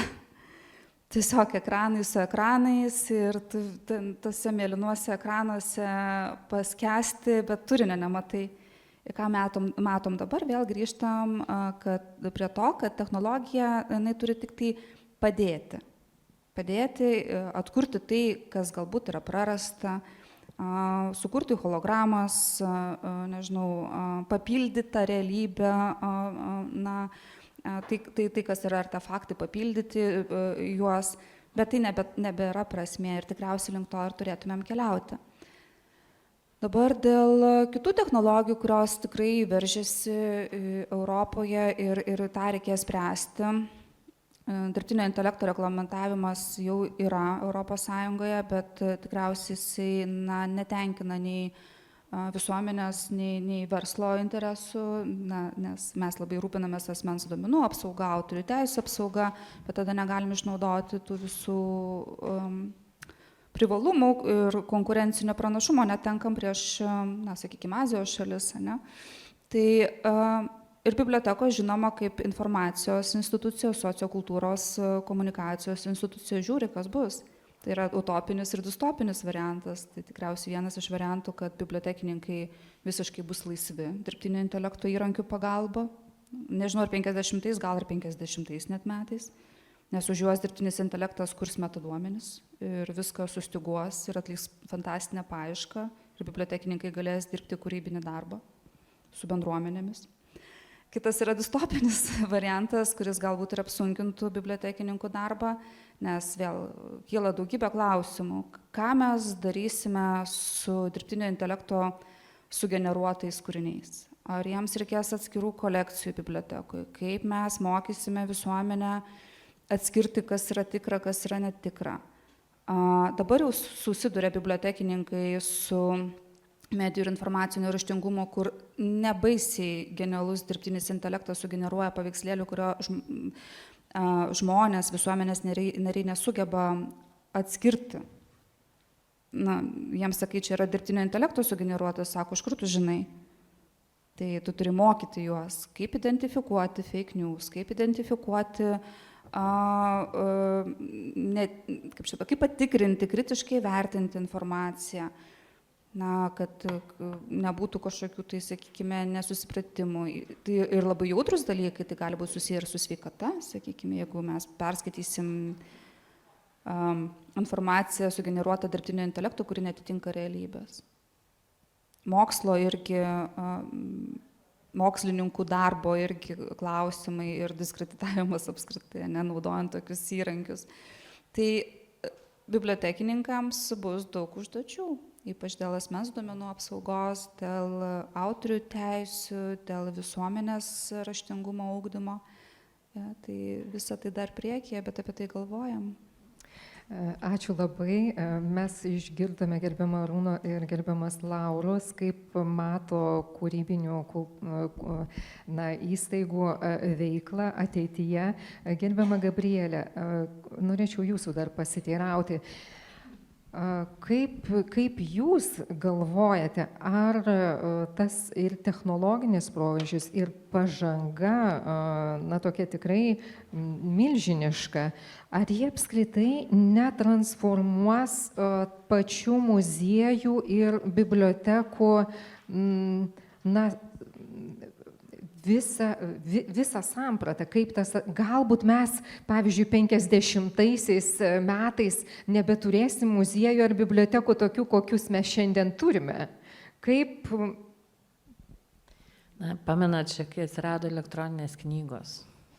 Tai mes irgi labai daug sprendėme, atsimenu vieną irgi iš Frankfurto knygų mugių, labai daug panelių buvo skirta tam, kad dabar jau atsirado, aš jau dabar šaržuosiu gerai, atsirado elektroninės knygos, tai kažin ar mes skaitysime. Tai matom, ir atsirado ir elektroninės knygos, ir jos yra, ir mes vis tiek skaitom ir ateiname į biblioteką ir dar daugiau. Mes dabar svarstome, kiek mes skaitome, ką jūs, gerbiama Laura, minėjot, svarstom, kaip mes skaitom, kokias, taigi. Tai čia tos elektroninės knygos tikriausiai vienas iš labai gerų pavyzdžių, sakant, kalbant taip pat apie muziejus, bibliotekas, ką mes dabar girdėjom, bet aš manau, kad čia yra tai kaip ir viskas gyvenime, čia yra visada balanso klausimas ir tai kaip informacinės technologijos turi padėti, bet jos neturi tapti pagrindo jau neduokdyje. Ir vis tiek menininkai liks menininkais ir menininkai liks kūrėjais su pagalba dirbtinio intelekto ar be, liks tokių, kurie ir nekurs su dirbtiniu intelektu ir nekuria, ir tapytojai toliau tapo ir ne visi telkėsi dirbtinį intelektą, tai dėl to aš iš tikrųjų nenuogastauju, kai šalia sėdi Arūnas, kai šalia sėdi Laura, tai man tokių abejonių nekyla, ar neišnyks bibliotekos ir muziejai 2050 metais, bet aišku, kad yra iššūkių, tai be jokios abejonės ir čia iš tikrųjų labai jautrią temą Laura prakalbinote, kai kalbėjote ir apie žmonės su kitokiais poreikiais, ne tik fiziniais, bet aš iš tikrųjų galvoju, pavyzdžiui, apie žmonės su disleksija, tarkim, kur mes dar vis galvom, kad, dar nesenai galvom, kad, jie tikriausiai tiesiog kažkaip tai tingi, ar aš nežinau, ką daro, bet kažkaip tai visko jam reikia ten ilgiau, tai kažin ar taip yra, nes tikriausiai tiesiog dėl kažkokių priežasčių, dabar jau mes, bent jau dalis visuomenės supranta, kad tai nėra dėl to, kad jie kažkaip Bet jiem reikia kitų priemonių ir jie taip pat yra ir labai gali būti be galo gabūs, gali būti labai talentingi, bet jiem reikia tą patį turinį pateikti kitaip.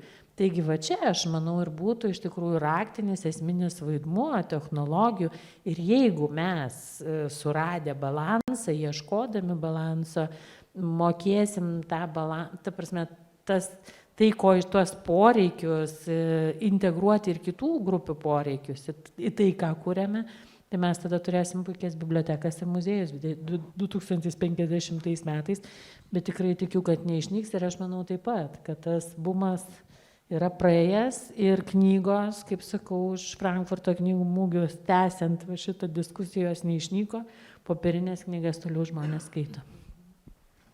Prašau, Ilma. Tikrai nenorėdamas pasirodyti kaip kažkoks tai labai konservatyvus ir ginantis perdėm tradicinės formas raiškos žmogus, prisimenu vadinamąją tapybos mirtį, kuri turbūt įvyko 3 kartus, kai atsirado fotografija, kai atsirado kinas ir kai atsirado televizija. Turbūt dar ir 4 kartą mirė, kai atsirado internetas, ne, ir tie liečiamieji ekranai.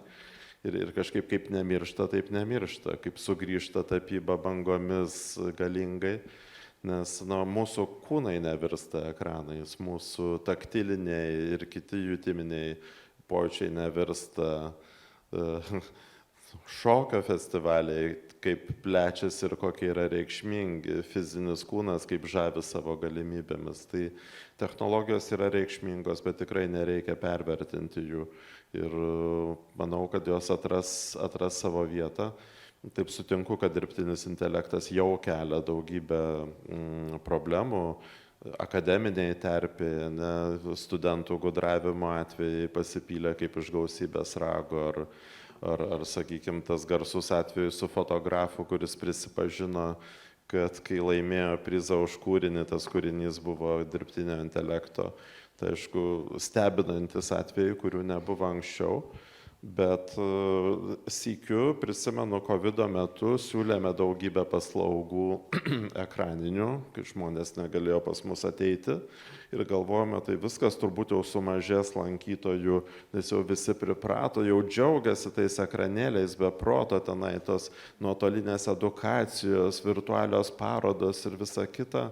Tai kaip tik priešingai, kaip plūstelėjo minia išalkusi tikrų dalykų ir noriu vėl pabrėžti socializacijos, buvimo kartu kaip grupė, kartu su gidu, patyrimo, to paveikslo interpretavimo, sėdint šalia jo ir taip toliau.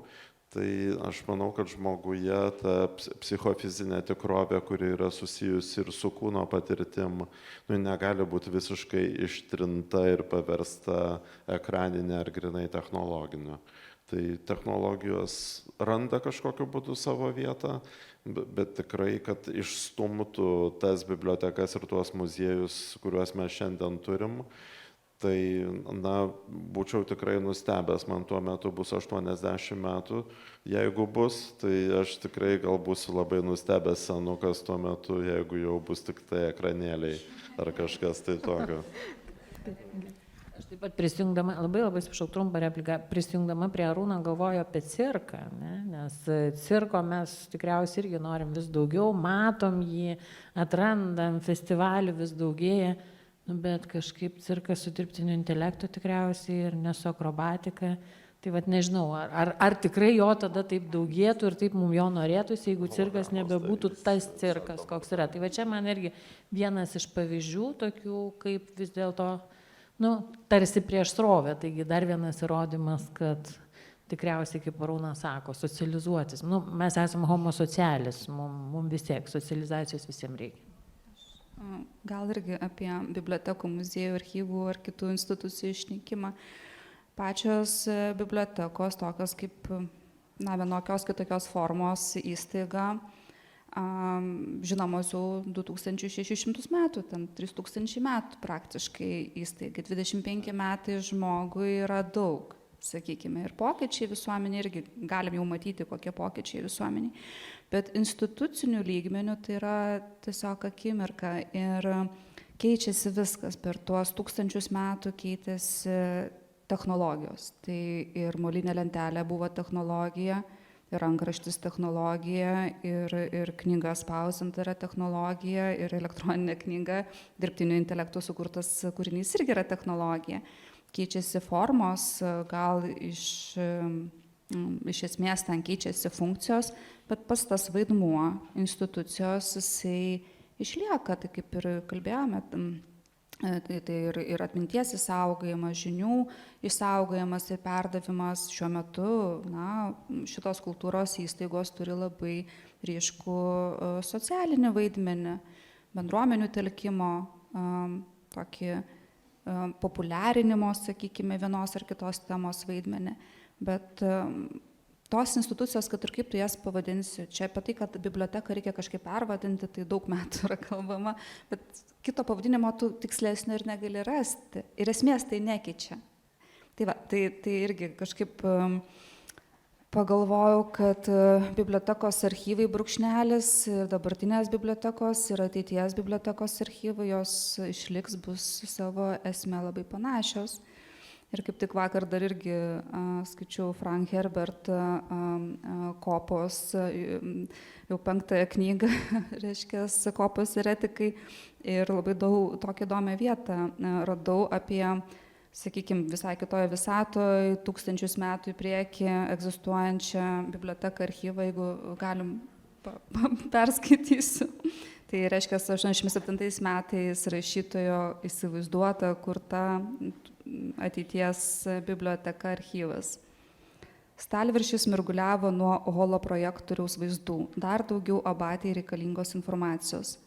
Teraza neįtin pasitikėjo archyvarėmis, bibliotekininkėmis tikriausiai, nors žinojo, kad toks požiūris prieštaringas, be duomenų neapsieisi. Tačiau Kapitulos namų archyvai buvo tikros santrumpų, specialių žymėjimų, užkoduotų intarpų ir išnašų džiunglės. Tai tikriausiai informacijos specifika, jos gausa ir pobūdis, informacijos daugėja ir tokių institucijų, kurios tvarko informaciją, reikės, ir požiūris į tų specialistų vaidmenį matyt bus panašus. Kaip susigaudyti tose džiunglėse informacinėse, ne? Kritinis mąstymas, kurį ir ugdo kūrybinis sektorius, kultūros sektorius, turbūt tikrai niekur neišnyksta. Ir mes turbūt labai aiškiai priėjome išvadą, kad ne žmogus technologijoms, bet technologijos žmogui. Ir tikrai žmogiškumas, tos savybės, kurios įdėtos į asmenybę, į norą socializuotis, jos niekur neišnyks, niekur. Ir Lietuva 2050, po 25 metų mes lygiai taip pat norėsime susitikti, gerti arbatą, susitikti tokiame būryje kaip čia, kalbėtis gyvai, žiūrėti vieni kitiems į akis. Ir kągi, miela auditorija, publika, norėčiau paklausti jūsų, ar jūs norėtumėte užduoti kokį klausimą mūsų pašnekovams. Naudokitės progą, iš tikrųjų unikalia proga. Taigi kviečiu jūs, ar turėtumėte kokį klausimą? Paprastai nebūna. Paprastai nebūna. Jo, gerai. Bijo visaip tenai, bet man atrodo, kad tikrai vertėtų.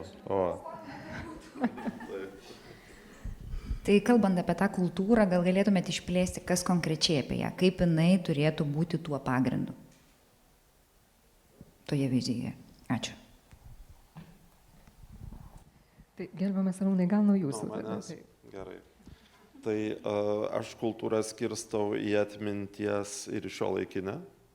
Tai kaip minėjau, tokiai Lietuvai, kuri tokia istorinė valstybė ir su tokia dramatiška patirtim, tai atminties kultūra turėtų padėti tiesiog cementuoti visuomenę, tvirtinti tą tapatybę.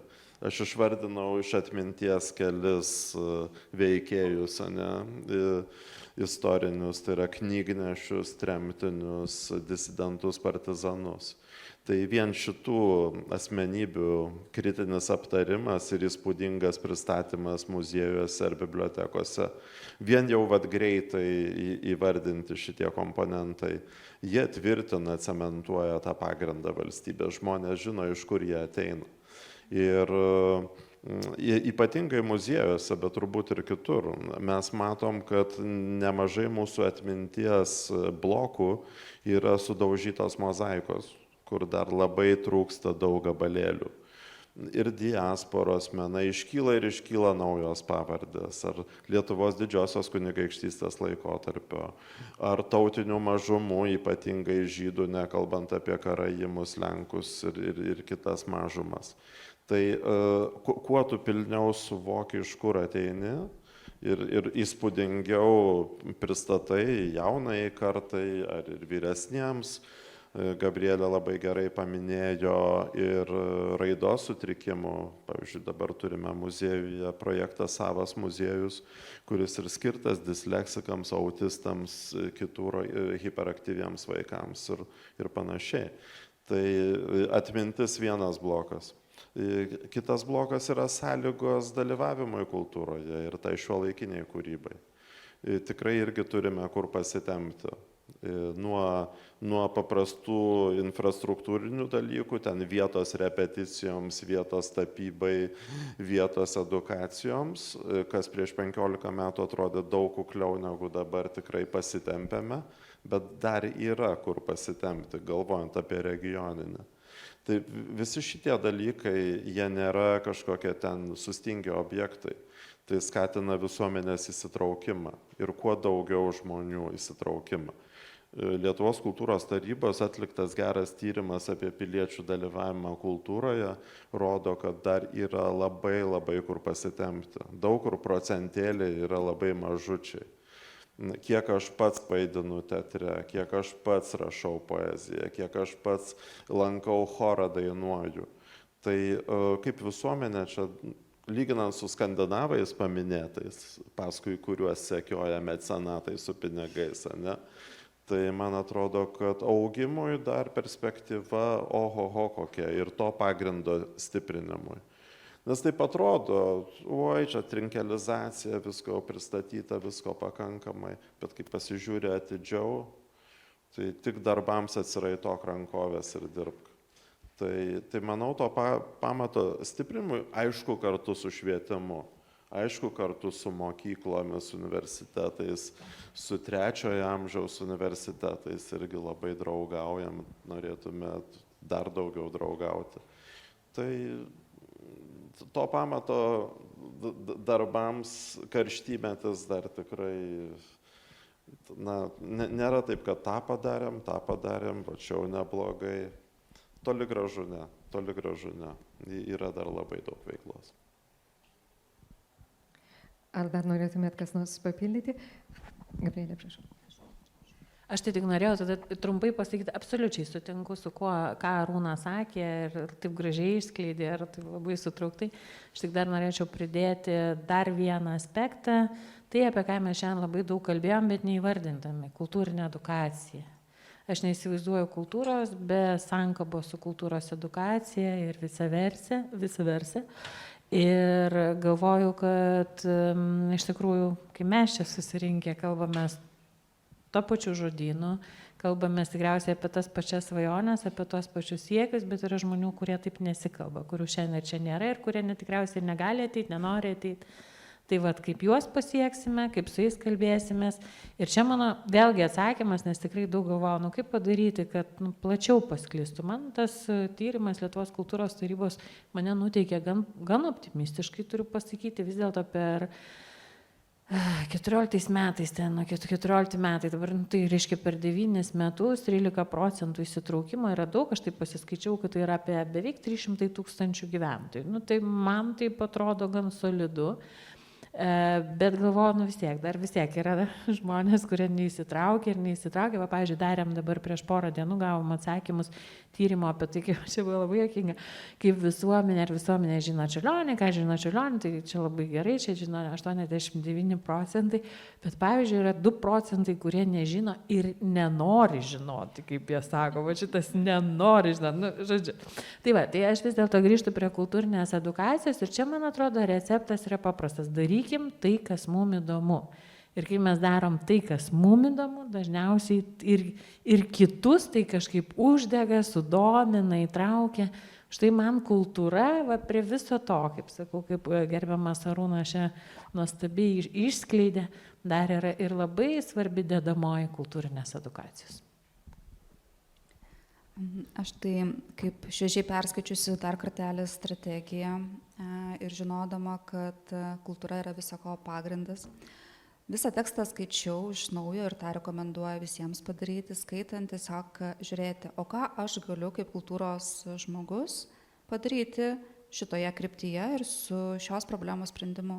Ir nors tiesiogiai to nėra parašyta ir aiškiai nėra įvardinta, kad kultūros atstovai dabar atsakingi yra už tą, bet jūs save pamatysite ir pajausite iš karto. Jeigu kalbam apie visuomenės atsparumą grėsmėms, tai mes matome kultūros žmonių vaidmenį, ugdymą, raštingumo skatinimą, edukacinės veiklas. Jeigu mes kalbame apie gamtos išsaugojimą, mes matom kultūros žmonių atsakomybę įgyvendinant darnaus vystymosi tikslus. Švietimo sritis ir kultūros sritis čia apskritai yra, man atrodo, kad vienis neatskiriamas ir taip kiekvieną kryptį iš 5 peržiūri ir save matai. Ir čia tikriausiai tas yra tikėjimas, ta vizija iš to kyla. Tai gal tiesiogiai nėra parašyta taip, bet kiekvienas, manau, gali visuomenės narys save ten pamatyti. Labai noriu pridurti dar vieną dalyką.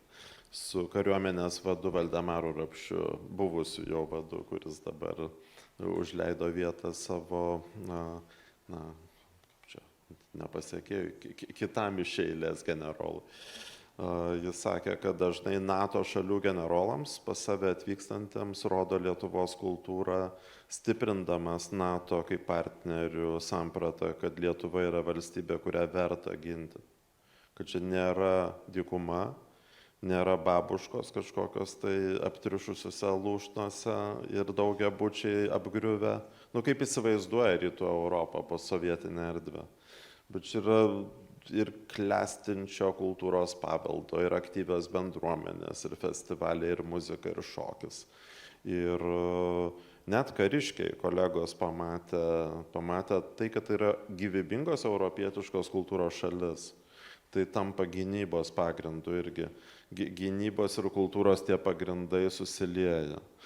Ir staiga prisimenu vieną labai mane nuliūdinusi pokalbį su emigrantais, berniukais iš mano mokyklos Kaune, kurie sako, atvažiuok į Ameriką, ką tu čia veiki, ką tu čia ginsi.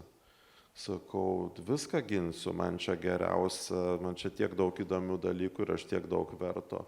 Sako, mums tai, sako, grįžom į gimtuosius partizanus, tai kur prieš 17 metų buvo sienoje plyšys, tai dabar ten košės betono įmesta. Tai yra jų Lietuvos samprata. Tai prasme, šalis, kuri yra beviltiška praktiškai, kuri yra tokia atsilikus ir tokia, jų artima aplinka tokia neįkvepianti ir neįtikina jų sugrįžti iš emigracijos ir aišku neįtikina, kad jie ją gintų ginklu ar kažkaip. Prasme, aš sau galiu rasti 1000 argumentų, kodėl. Bet yra žmonių, kurie, kaip kolegė Laura sakė, vis dar galvoja, kad bibliotekos yra tik tai piktos močiutės užduodančios aptriušusias knygas, o muziejai irgi, ką jūs veikiat, pavalo dulkes nuo eksponatų. Tai ta prasme, to dramatiško pokyčio yra žmonių, kurie kaip tam tyrime nežinom ir nenorim žinoti. Tai mūsų kova su tom klišėm, su tom sampratom irgi yra pamato stiprinimo dalis. Įtikinti, kad tai yra ohoho, kokia verta ginti valstybę. Ir verta čia likti ir pačiam dar ją statyti. o ne lėkti ten, kaip Kudirka sakė, to sotesnio kąsnio ir didesnio gabalo aukso. Tai ir manau, ukrainietiška patirtis irgi dar tą labai užryškino. Net mūsų nepriklausomybės tos dienų šventimas pasidarė kažkoks skalsesnis. Nejaučiat?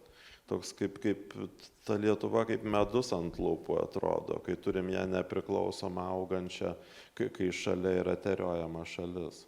Tai kultūra gali labai daug.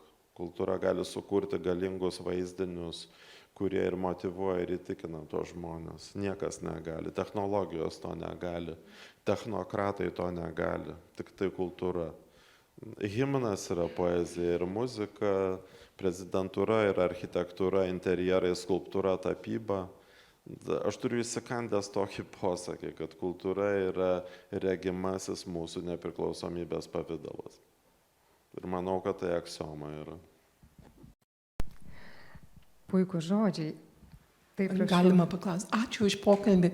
Mano klausimas būtų gerbiamam Arūnui.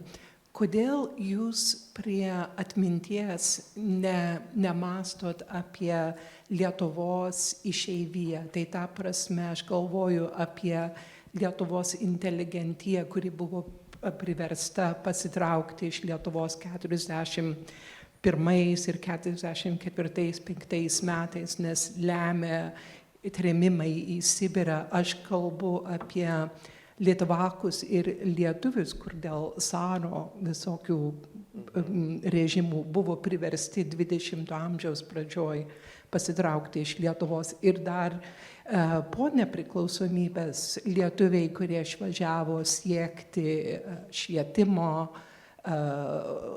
dirbo kultūros srity, mokslo srity, ką jie tuo metu negalėjo atlikti Lietuvoje ir jie toliau kūrė lietuviškas visuomenės.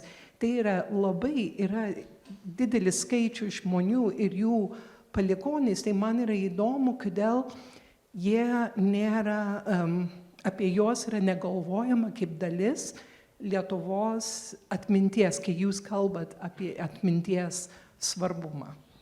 Oi, dar ir kaip galvojam, dar ir kaip mastom, ir savo pasisakymę minėjau diasporos kultūros susigrąžinimą irgi kaip veiklos programą, kur sužinom daugybę naujų pavardžių. Pavyzdžiui, prieš 10 metų Aleksandros Kašubos pavardės aš nežinojau. Dabar tai yra vienas iš pagrindinių mūsų muziejaus vardų, kur mes vežiojam po visą pasaulį, bendraujam ir su Smithsonian muziejum Amerikoje ir su garsiausiais muziejais.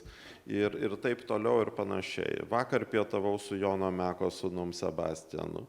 Kalbėjom apie tėvo kūrybos pristatymą Lietuvoje, solidų, tvarų. Taip kad su išeivijos lietuviais ar litvakais nuolat vyksta darbas. Šiuo metu Nacionalinėje dailės galerijoje dar skubėkit aplankyti, yra Japonijos populiariosios kultūros paroda mano kuruota. Paroda tikrai labai gera, labai daug lankytojų, bet po jos bus litvako iš Pietų Afrikos Davido Goldblato fotografijos paroda. Taip kad darbas su diaspora, su išeivija yra kasdienybė tiesiog. Ir ką sovietai draudė taip pat, nes išeivijos žmonės turėjo labai daug demokratijos žinių ir paliudijimų. Sovietams tas buvo labai neparanku ir už tai buvo iškreiptas transliavimas, sakykime, žinių apie išeiviją. Turėjom labai ribotą vaizdą. Tai tikrai galvojam, tikrai kasdien dirbam ir leidiniai tą liudija. Va šiandien du kolegos yra išvykę į Čikagą, į Balzeko muziejų vykstančią parodą, kur darom kartu katalogą su Čikagos lietuviais. Tai aš galiu, prieš pusmetį į Bogotą išsiuntėm 5 žmonės, Nijolės Šivickas palikimo įvertint ir pagalvoti apie grąžinimą.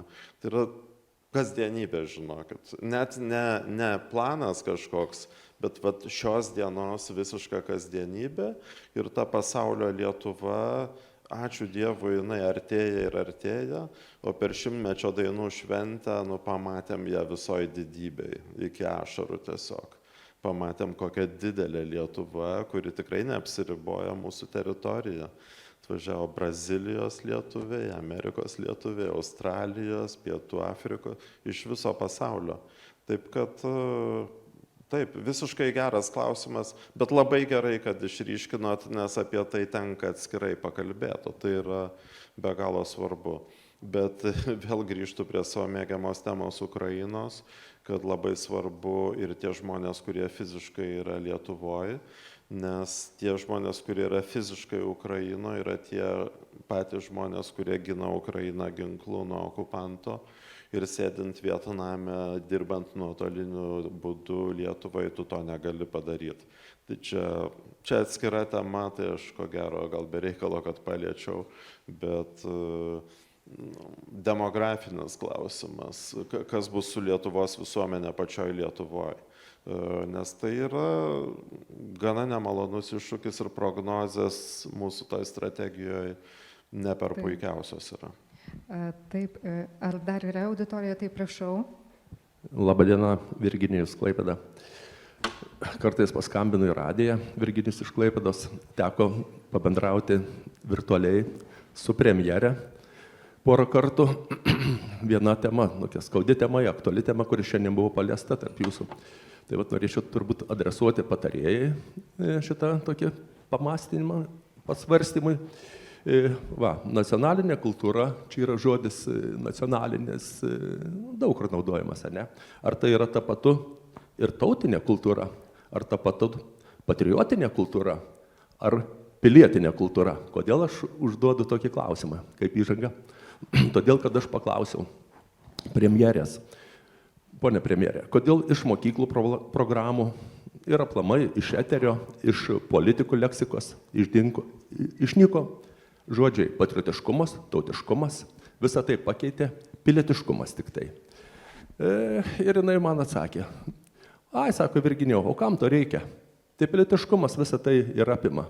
Bet kaip aš sakau, pilietis be patriotinio pagrindo, tai potencialus emigrantas, apie ką ponas Gelūnas ir kalba. Ir koks tada ten jų tas požiūris ir taip toliau. Tai vat kaip jūs pakomentuotumėt, ar neklysta vis dėlto jūsų šefė, kaip tiesiai pasakius. Ir tarp kitko šitą klausimą uždaviau buvusiai švietimo ministrei, buvo į Studlendą atvykusi. Taip pat pasakė, tuos pačius žodžius nereikia. Nereikia naudoti šito žodžio. Patriotas, patriotiškumas. Dabartiniai Morkūnienė, jai teko kokie 10 minučių įrodinėti galų gale kultūros fabrike. Galų gale sako, supratau, dabar supratau, kad vis dėl, ką jūs turite omeny. Reiškia, nežinau, kas čia toliau vyks, tai ačiū. Labai ačiū už klausimą, kadangi negirdėjau šitų jūsų debatų, tai man labai sunku dabar jos pakomentuoti ir labai sunku pasakyti, kas buvo tikriausiai taip pat ir premjerės ar gerbiamos švietimo buvusios ar esamos ministrės sudėta į šitas definicijas, kur dabar jūs klausėte manęs, bet aš manau, kad geriausiai vis dėlto tai liudija svarbą, kad tiek premjerė, aš tikrai negaliu grįžti į jūsų klausimą tiksliai tuose debatuose, nes pati nedalyvau ir tikrai nežinau, bet tai, kad ginti ir auginti yra taip pat ir premjerės šūkis ir tas ginti ir auginti, o gynyboje, tai tikrai mes matom, tai tikrai yra ir kultūra yra, ką šiandien mes kas labai aiškiai tikriausiai buvo ir išskleista, o kultūroje yra sankaba, o gynyba yra sankaba su kultūra, o kultūroje be abejo žiūrint ir Lietuvos strategija 2050 yra taip pat ir lietuvių kalbos vaidmuo labai pabrėžiamas,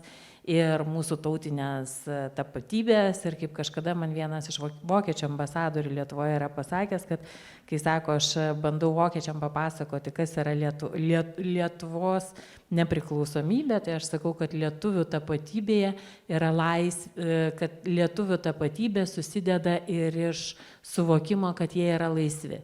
Taigi aš manau, kad iš tikrųjų tai tas tikriausiai, kaip jūs įvardinat, patriotiškumas, tautiškumas, aš tikrai įsivaizduočiau, kad tikriausiai tiek abiejų švietimo ministrių, tiek tikriausiai ir ministrės pirmininkė žodyne, tai iš tikrųjų tai yra tai, ką kitais žodžiais mes vadiname pilietiškumu, nes aš labai sunkiai įsivaizduoju iš tikrųjų pilietiškumą be patriotiškumo ir taip pat be suvokimo, kad mes esame ta pati tauta. Nesvarbu, kur jinai būtų. Ar Jungtinėse Amerikos valstijose, ar Kanadoje, ar Australijoje, ką mes čia tik kalbėjome apie globalią Lietuvą.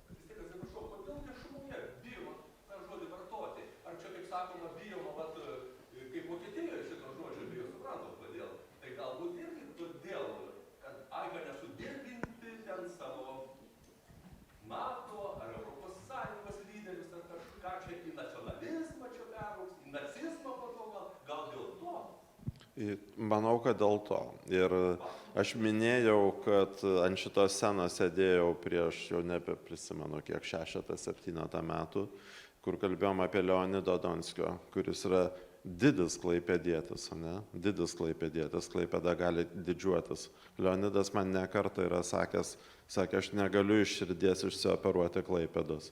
Tai aš galiu gyventi Kaune, aš galiu gyventi Göteborge, galiu gyventi Alabamoje, bet visada Klaipėda yra labai labai didelė mano širdies dalis.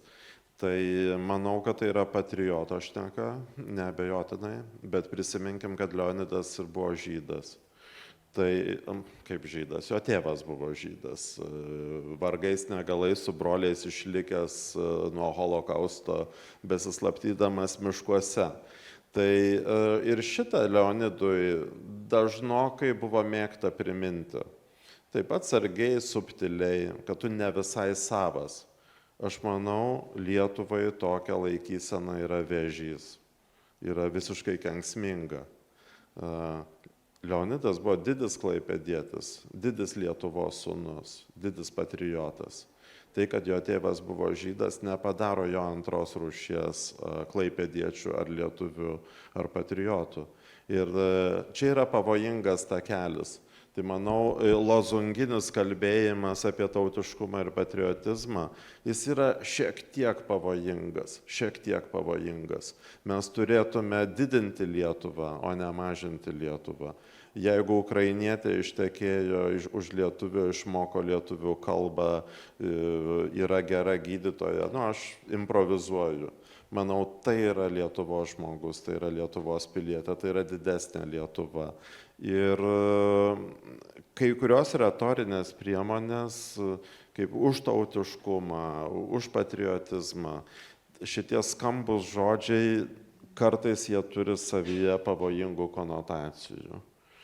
Aš irgi buvau tamsaus gymio visą gyvenimą ir man kartais neretai tai duodavo pajusti šalia gyvenantys žmonės. Tai vat savo kailiu, gimęs lietuvių šeimoje su šaknimis kaime, ten Prienų rajone, Ukmergės rajone, aš kartais pasijusdavau ne visai toks pats geras, kaip ir kiti, kurie ten buvo šviesbruvesni ir taip toliau. Tai kai tai pajunti savo kailiu, nėra labai malonu ir tada renkiesi retorinės priemonės ir strategijas, kurios būria mus, kurios stiprina mus kartu, o nepasako, tu truputį aukštesnės rūšies čia lietuvis, čia gal tu turi kažkokio žydelio savyje, tai nelabai fainai. Šitie dalykai yra 19 amžius ar 20 vidurys, kuris davė siaubingai blogas pasekmes. Vokietija iki šiol atsiprašinėja, ne, rusai neatsiprašinėja niekad. Bet manau, jūsų paliestas labai labai svarbus klausimas, kad stiprinant mūsų meilę Lietuvai, tai yra būtinybė. Aš ką tik apie tai sakiau, kad dėl to, kad verta ginti, dėl to, kad verta būti čia fiziškai ir ją statyti fiziškai, bet nesegreguojant ir nedistiliuojant lietuvių visuomenę į grynus ir mažiau grynus, bet stengiantis truputėlį atlaidžiau žiūrėti, jeigu žmogus ir kalba šiek tiek su akcentu lietuviškai. Jau tai yra labai labai didelis gėris, didelis privalumas ir užskaitom mūsiškius. Prasme, o nesakom, truputį akis rudos, tai gal čia truputėlį čia atvykęs gal kažkada. Tai yra nebe 21 amžius. Toli nenueisim su tokiu dalyku. Tai už tai man pilietiškumas ir patriotizmas tinka, o nacionalizmas ir ta ten tautiškumas, tautinė, etninė, visi šitie atrodo žodeliai mažumyti pasenę. Mažumyti pasenę. Tai aš irgi norėčiau papildyti, man irgi labai mano patriotiškumą ir tautiškumą labai demotyvuoja komentarą apie mano pavardę, pavyzdžiui. Nu, čia labai keisti dalykai. Tiesiog fantastiški kažkokie. Tai čia atsakymas irgi jums, tai aš kalbėčiau apie pilietiškumą tikrai ir apie tai, kad piliečiai yra įvairūs, jie lygiai taip pat yra patriotai šalies ir negalima taip segreguoti ir reikia pažinti savo šalį ir savo miestą ir jos įvairovę.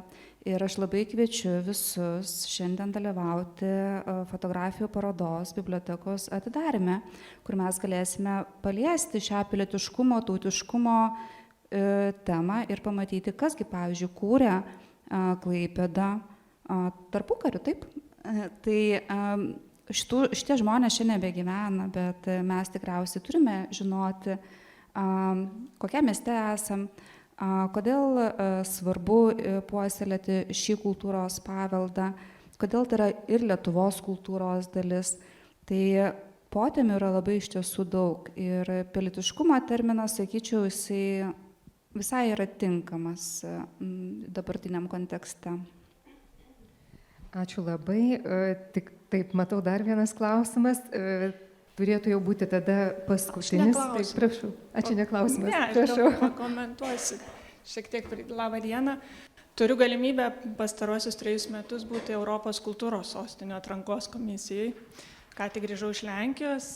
Lenkai turi savo kultūros sostinę 29 Liubliną. Ir tenka tikrai 3 metus stebėti tas paraiškas, kurias rengia įvairių šalių miestai su regionais ir matyti, kaip stipriai ir įvairiai yra žvelgiama į bendruomenę mieste ir šalyje.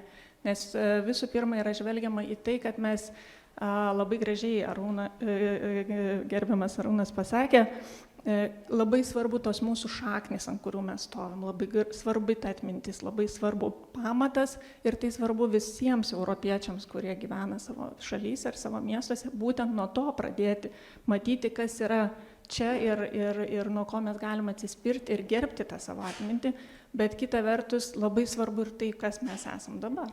Ir kokie mūsų miestai ir kokios mūsų šalis dabar yra kūriamos. Ir mūsų tas supratimas, mūsų miesto bendruomenės, į kurią įeina ir vietos gyventojai, kaip jūs sakėte, čia tie aukštesni ir geresni, bet kartu ir tie nauji atvykę žmonės, kurie formuoja mūsų miestus ir studentija, kurie atvažiuoja net iš Afrikos, studijuoja dabar daug kur ir panašiai. Mes labai turime daug dėmesio skirti visiems, kurie yra mūsų aplinkoj ir ne veltui dažnai kalbama sostinių paraiškos irgi apie tai, kas aš esu, kas yra šalia manęs, mano bendruomenė ir kas yra aplinka mūsų, kuri mūsų supa, įskaitant ir tos klimato kaitos visus klausimus, apie kuriuos mes kalbame. Tai žvelgti plačiau, man atrodo, yra labai svarbu ir matyti, kad mes esame ne tik savo šalies piliečiai, bet ir Europos piliečiai ir dalintis tais panašumais ir skirtumais, mokytis vieniem iš kitų, man atrodo, yra labai labai svarbus dalykai. Tai to ir linkėčiau. Ačiū labai, Goda. Iš tikrųjų, tai yra nepaprastai svarbu ir mes vienaip ar kitaip palėtėm tą klausimą, kurį aš nesuformulavau, bet jis visą laiką čia tikrai sklandė apie tai, kad vis tik tai Lietuva labai sparčiai keičiasi sparčiai, pasaulis keičiasi. Pas mus atvyksta labai daug įvairių žmonių, mes nuo to niekur nedingsime, emigracijos klausimai vėlgi, imigracijos klausimai, kokia visuomenė tampa be galo įvairi ir apie tai turime galvoti. Kultūros sektorius tai iš tikrųjų yra minkštoji galia visom prasmėm, kuri patraukliom, labai taigiom formom gali ir turi turėti poveikį visai visuomeniai. Taigi, Lietuva 2050. Po paskutinį sakinį paprašysiu pasakyti, kas jums bus Lietuva 2050. Prašau, Gabrielė. Man tai Lietuva 2050 tikriausiai yra tai, kur gyvena bendrakūrėjai, tai, kur gyvena tie žmonės, kurie kūrė kitiem ir savo Lietuvą 2050. Gerbiamas Arūnai, prašau. Saugi, kūrybinga, gerokai labiau įtrauki negu šiandien, kur sudalyvauti diskusijoje Skuode, Lazdijuose, Rokiškyje bus lygiai taip pat lengva, kaip šiandien buvo atvykti į Klaipėdą. Ačiū, gerbiama Laura. Raštinga visomis prasmėmis ir skaitanti. Ačiū labai. Taigi iš tikrųjų mes matome puikų vaizdą. Labai dėkojame visiems. Padėkokime mūsų dalyviams diskusijos.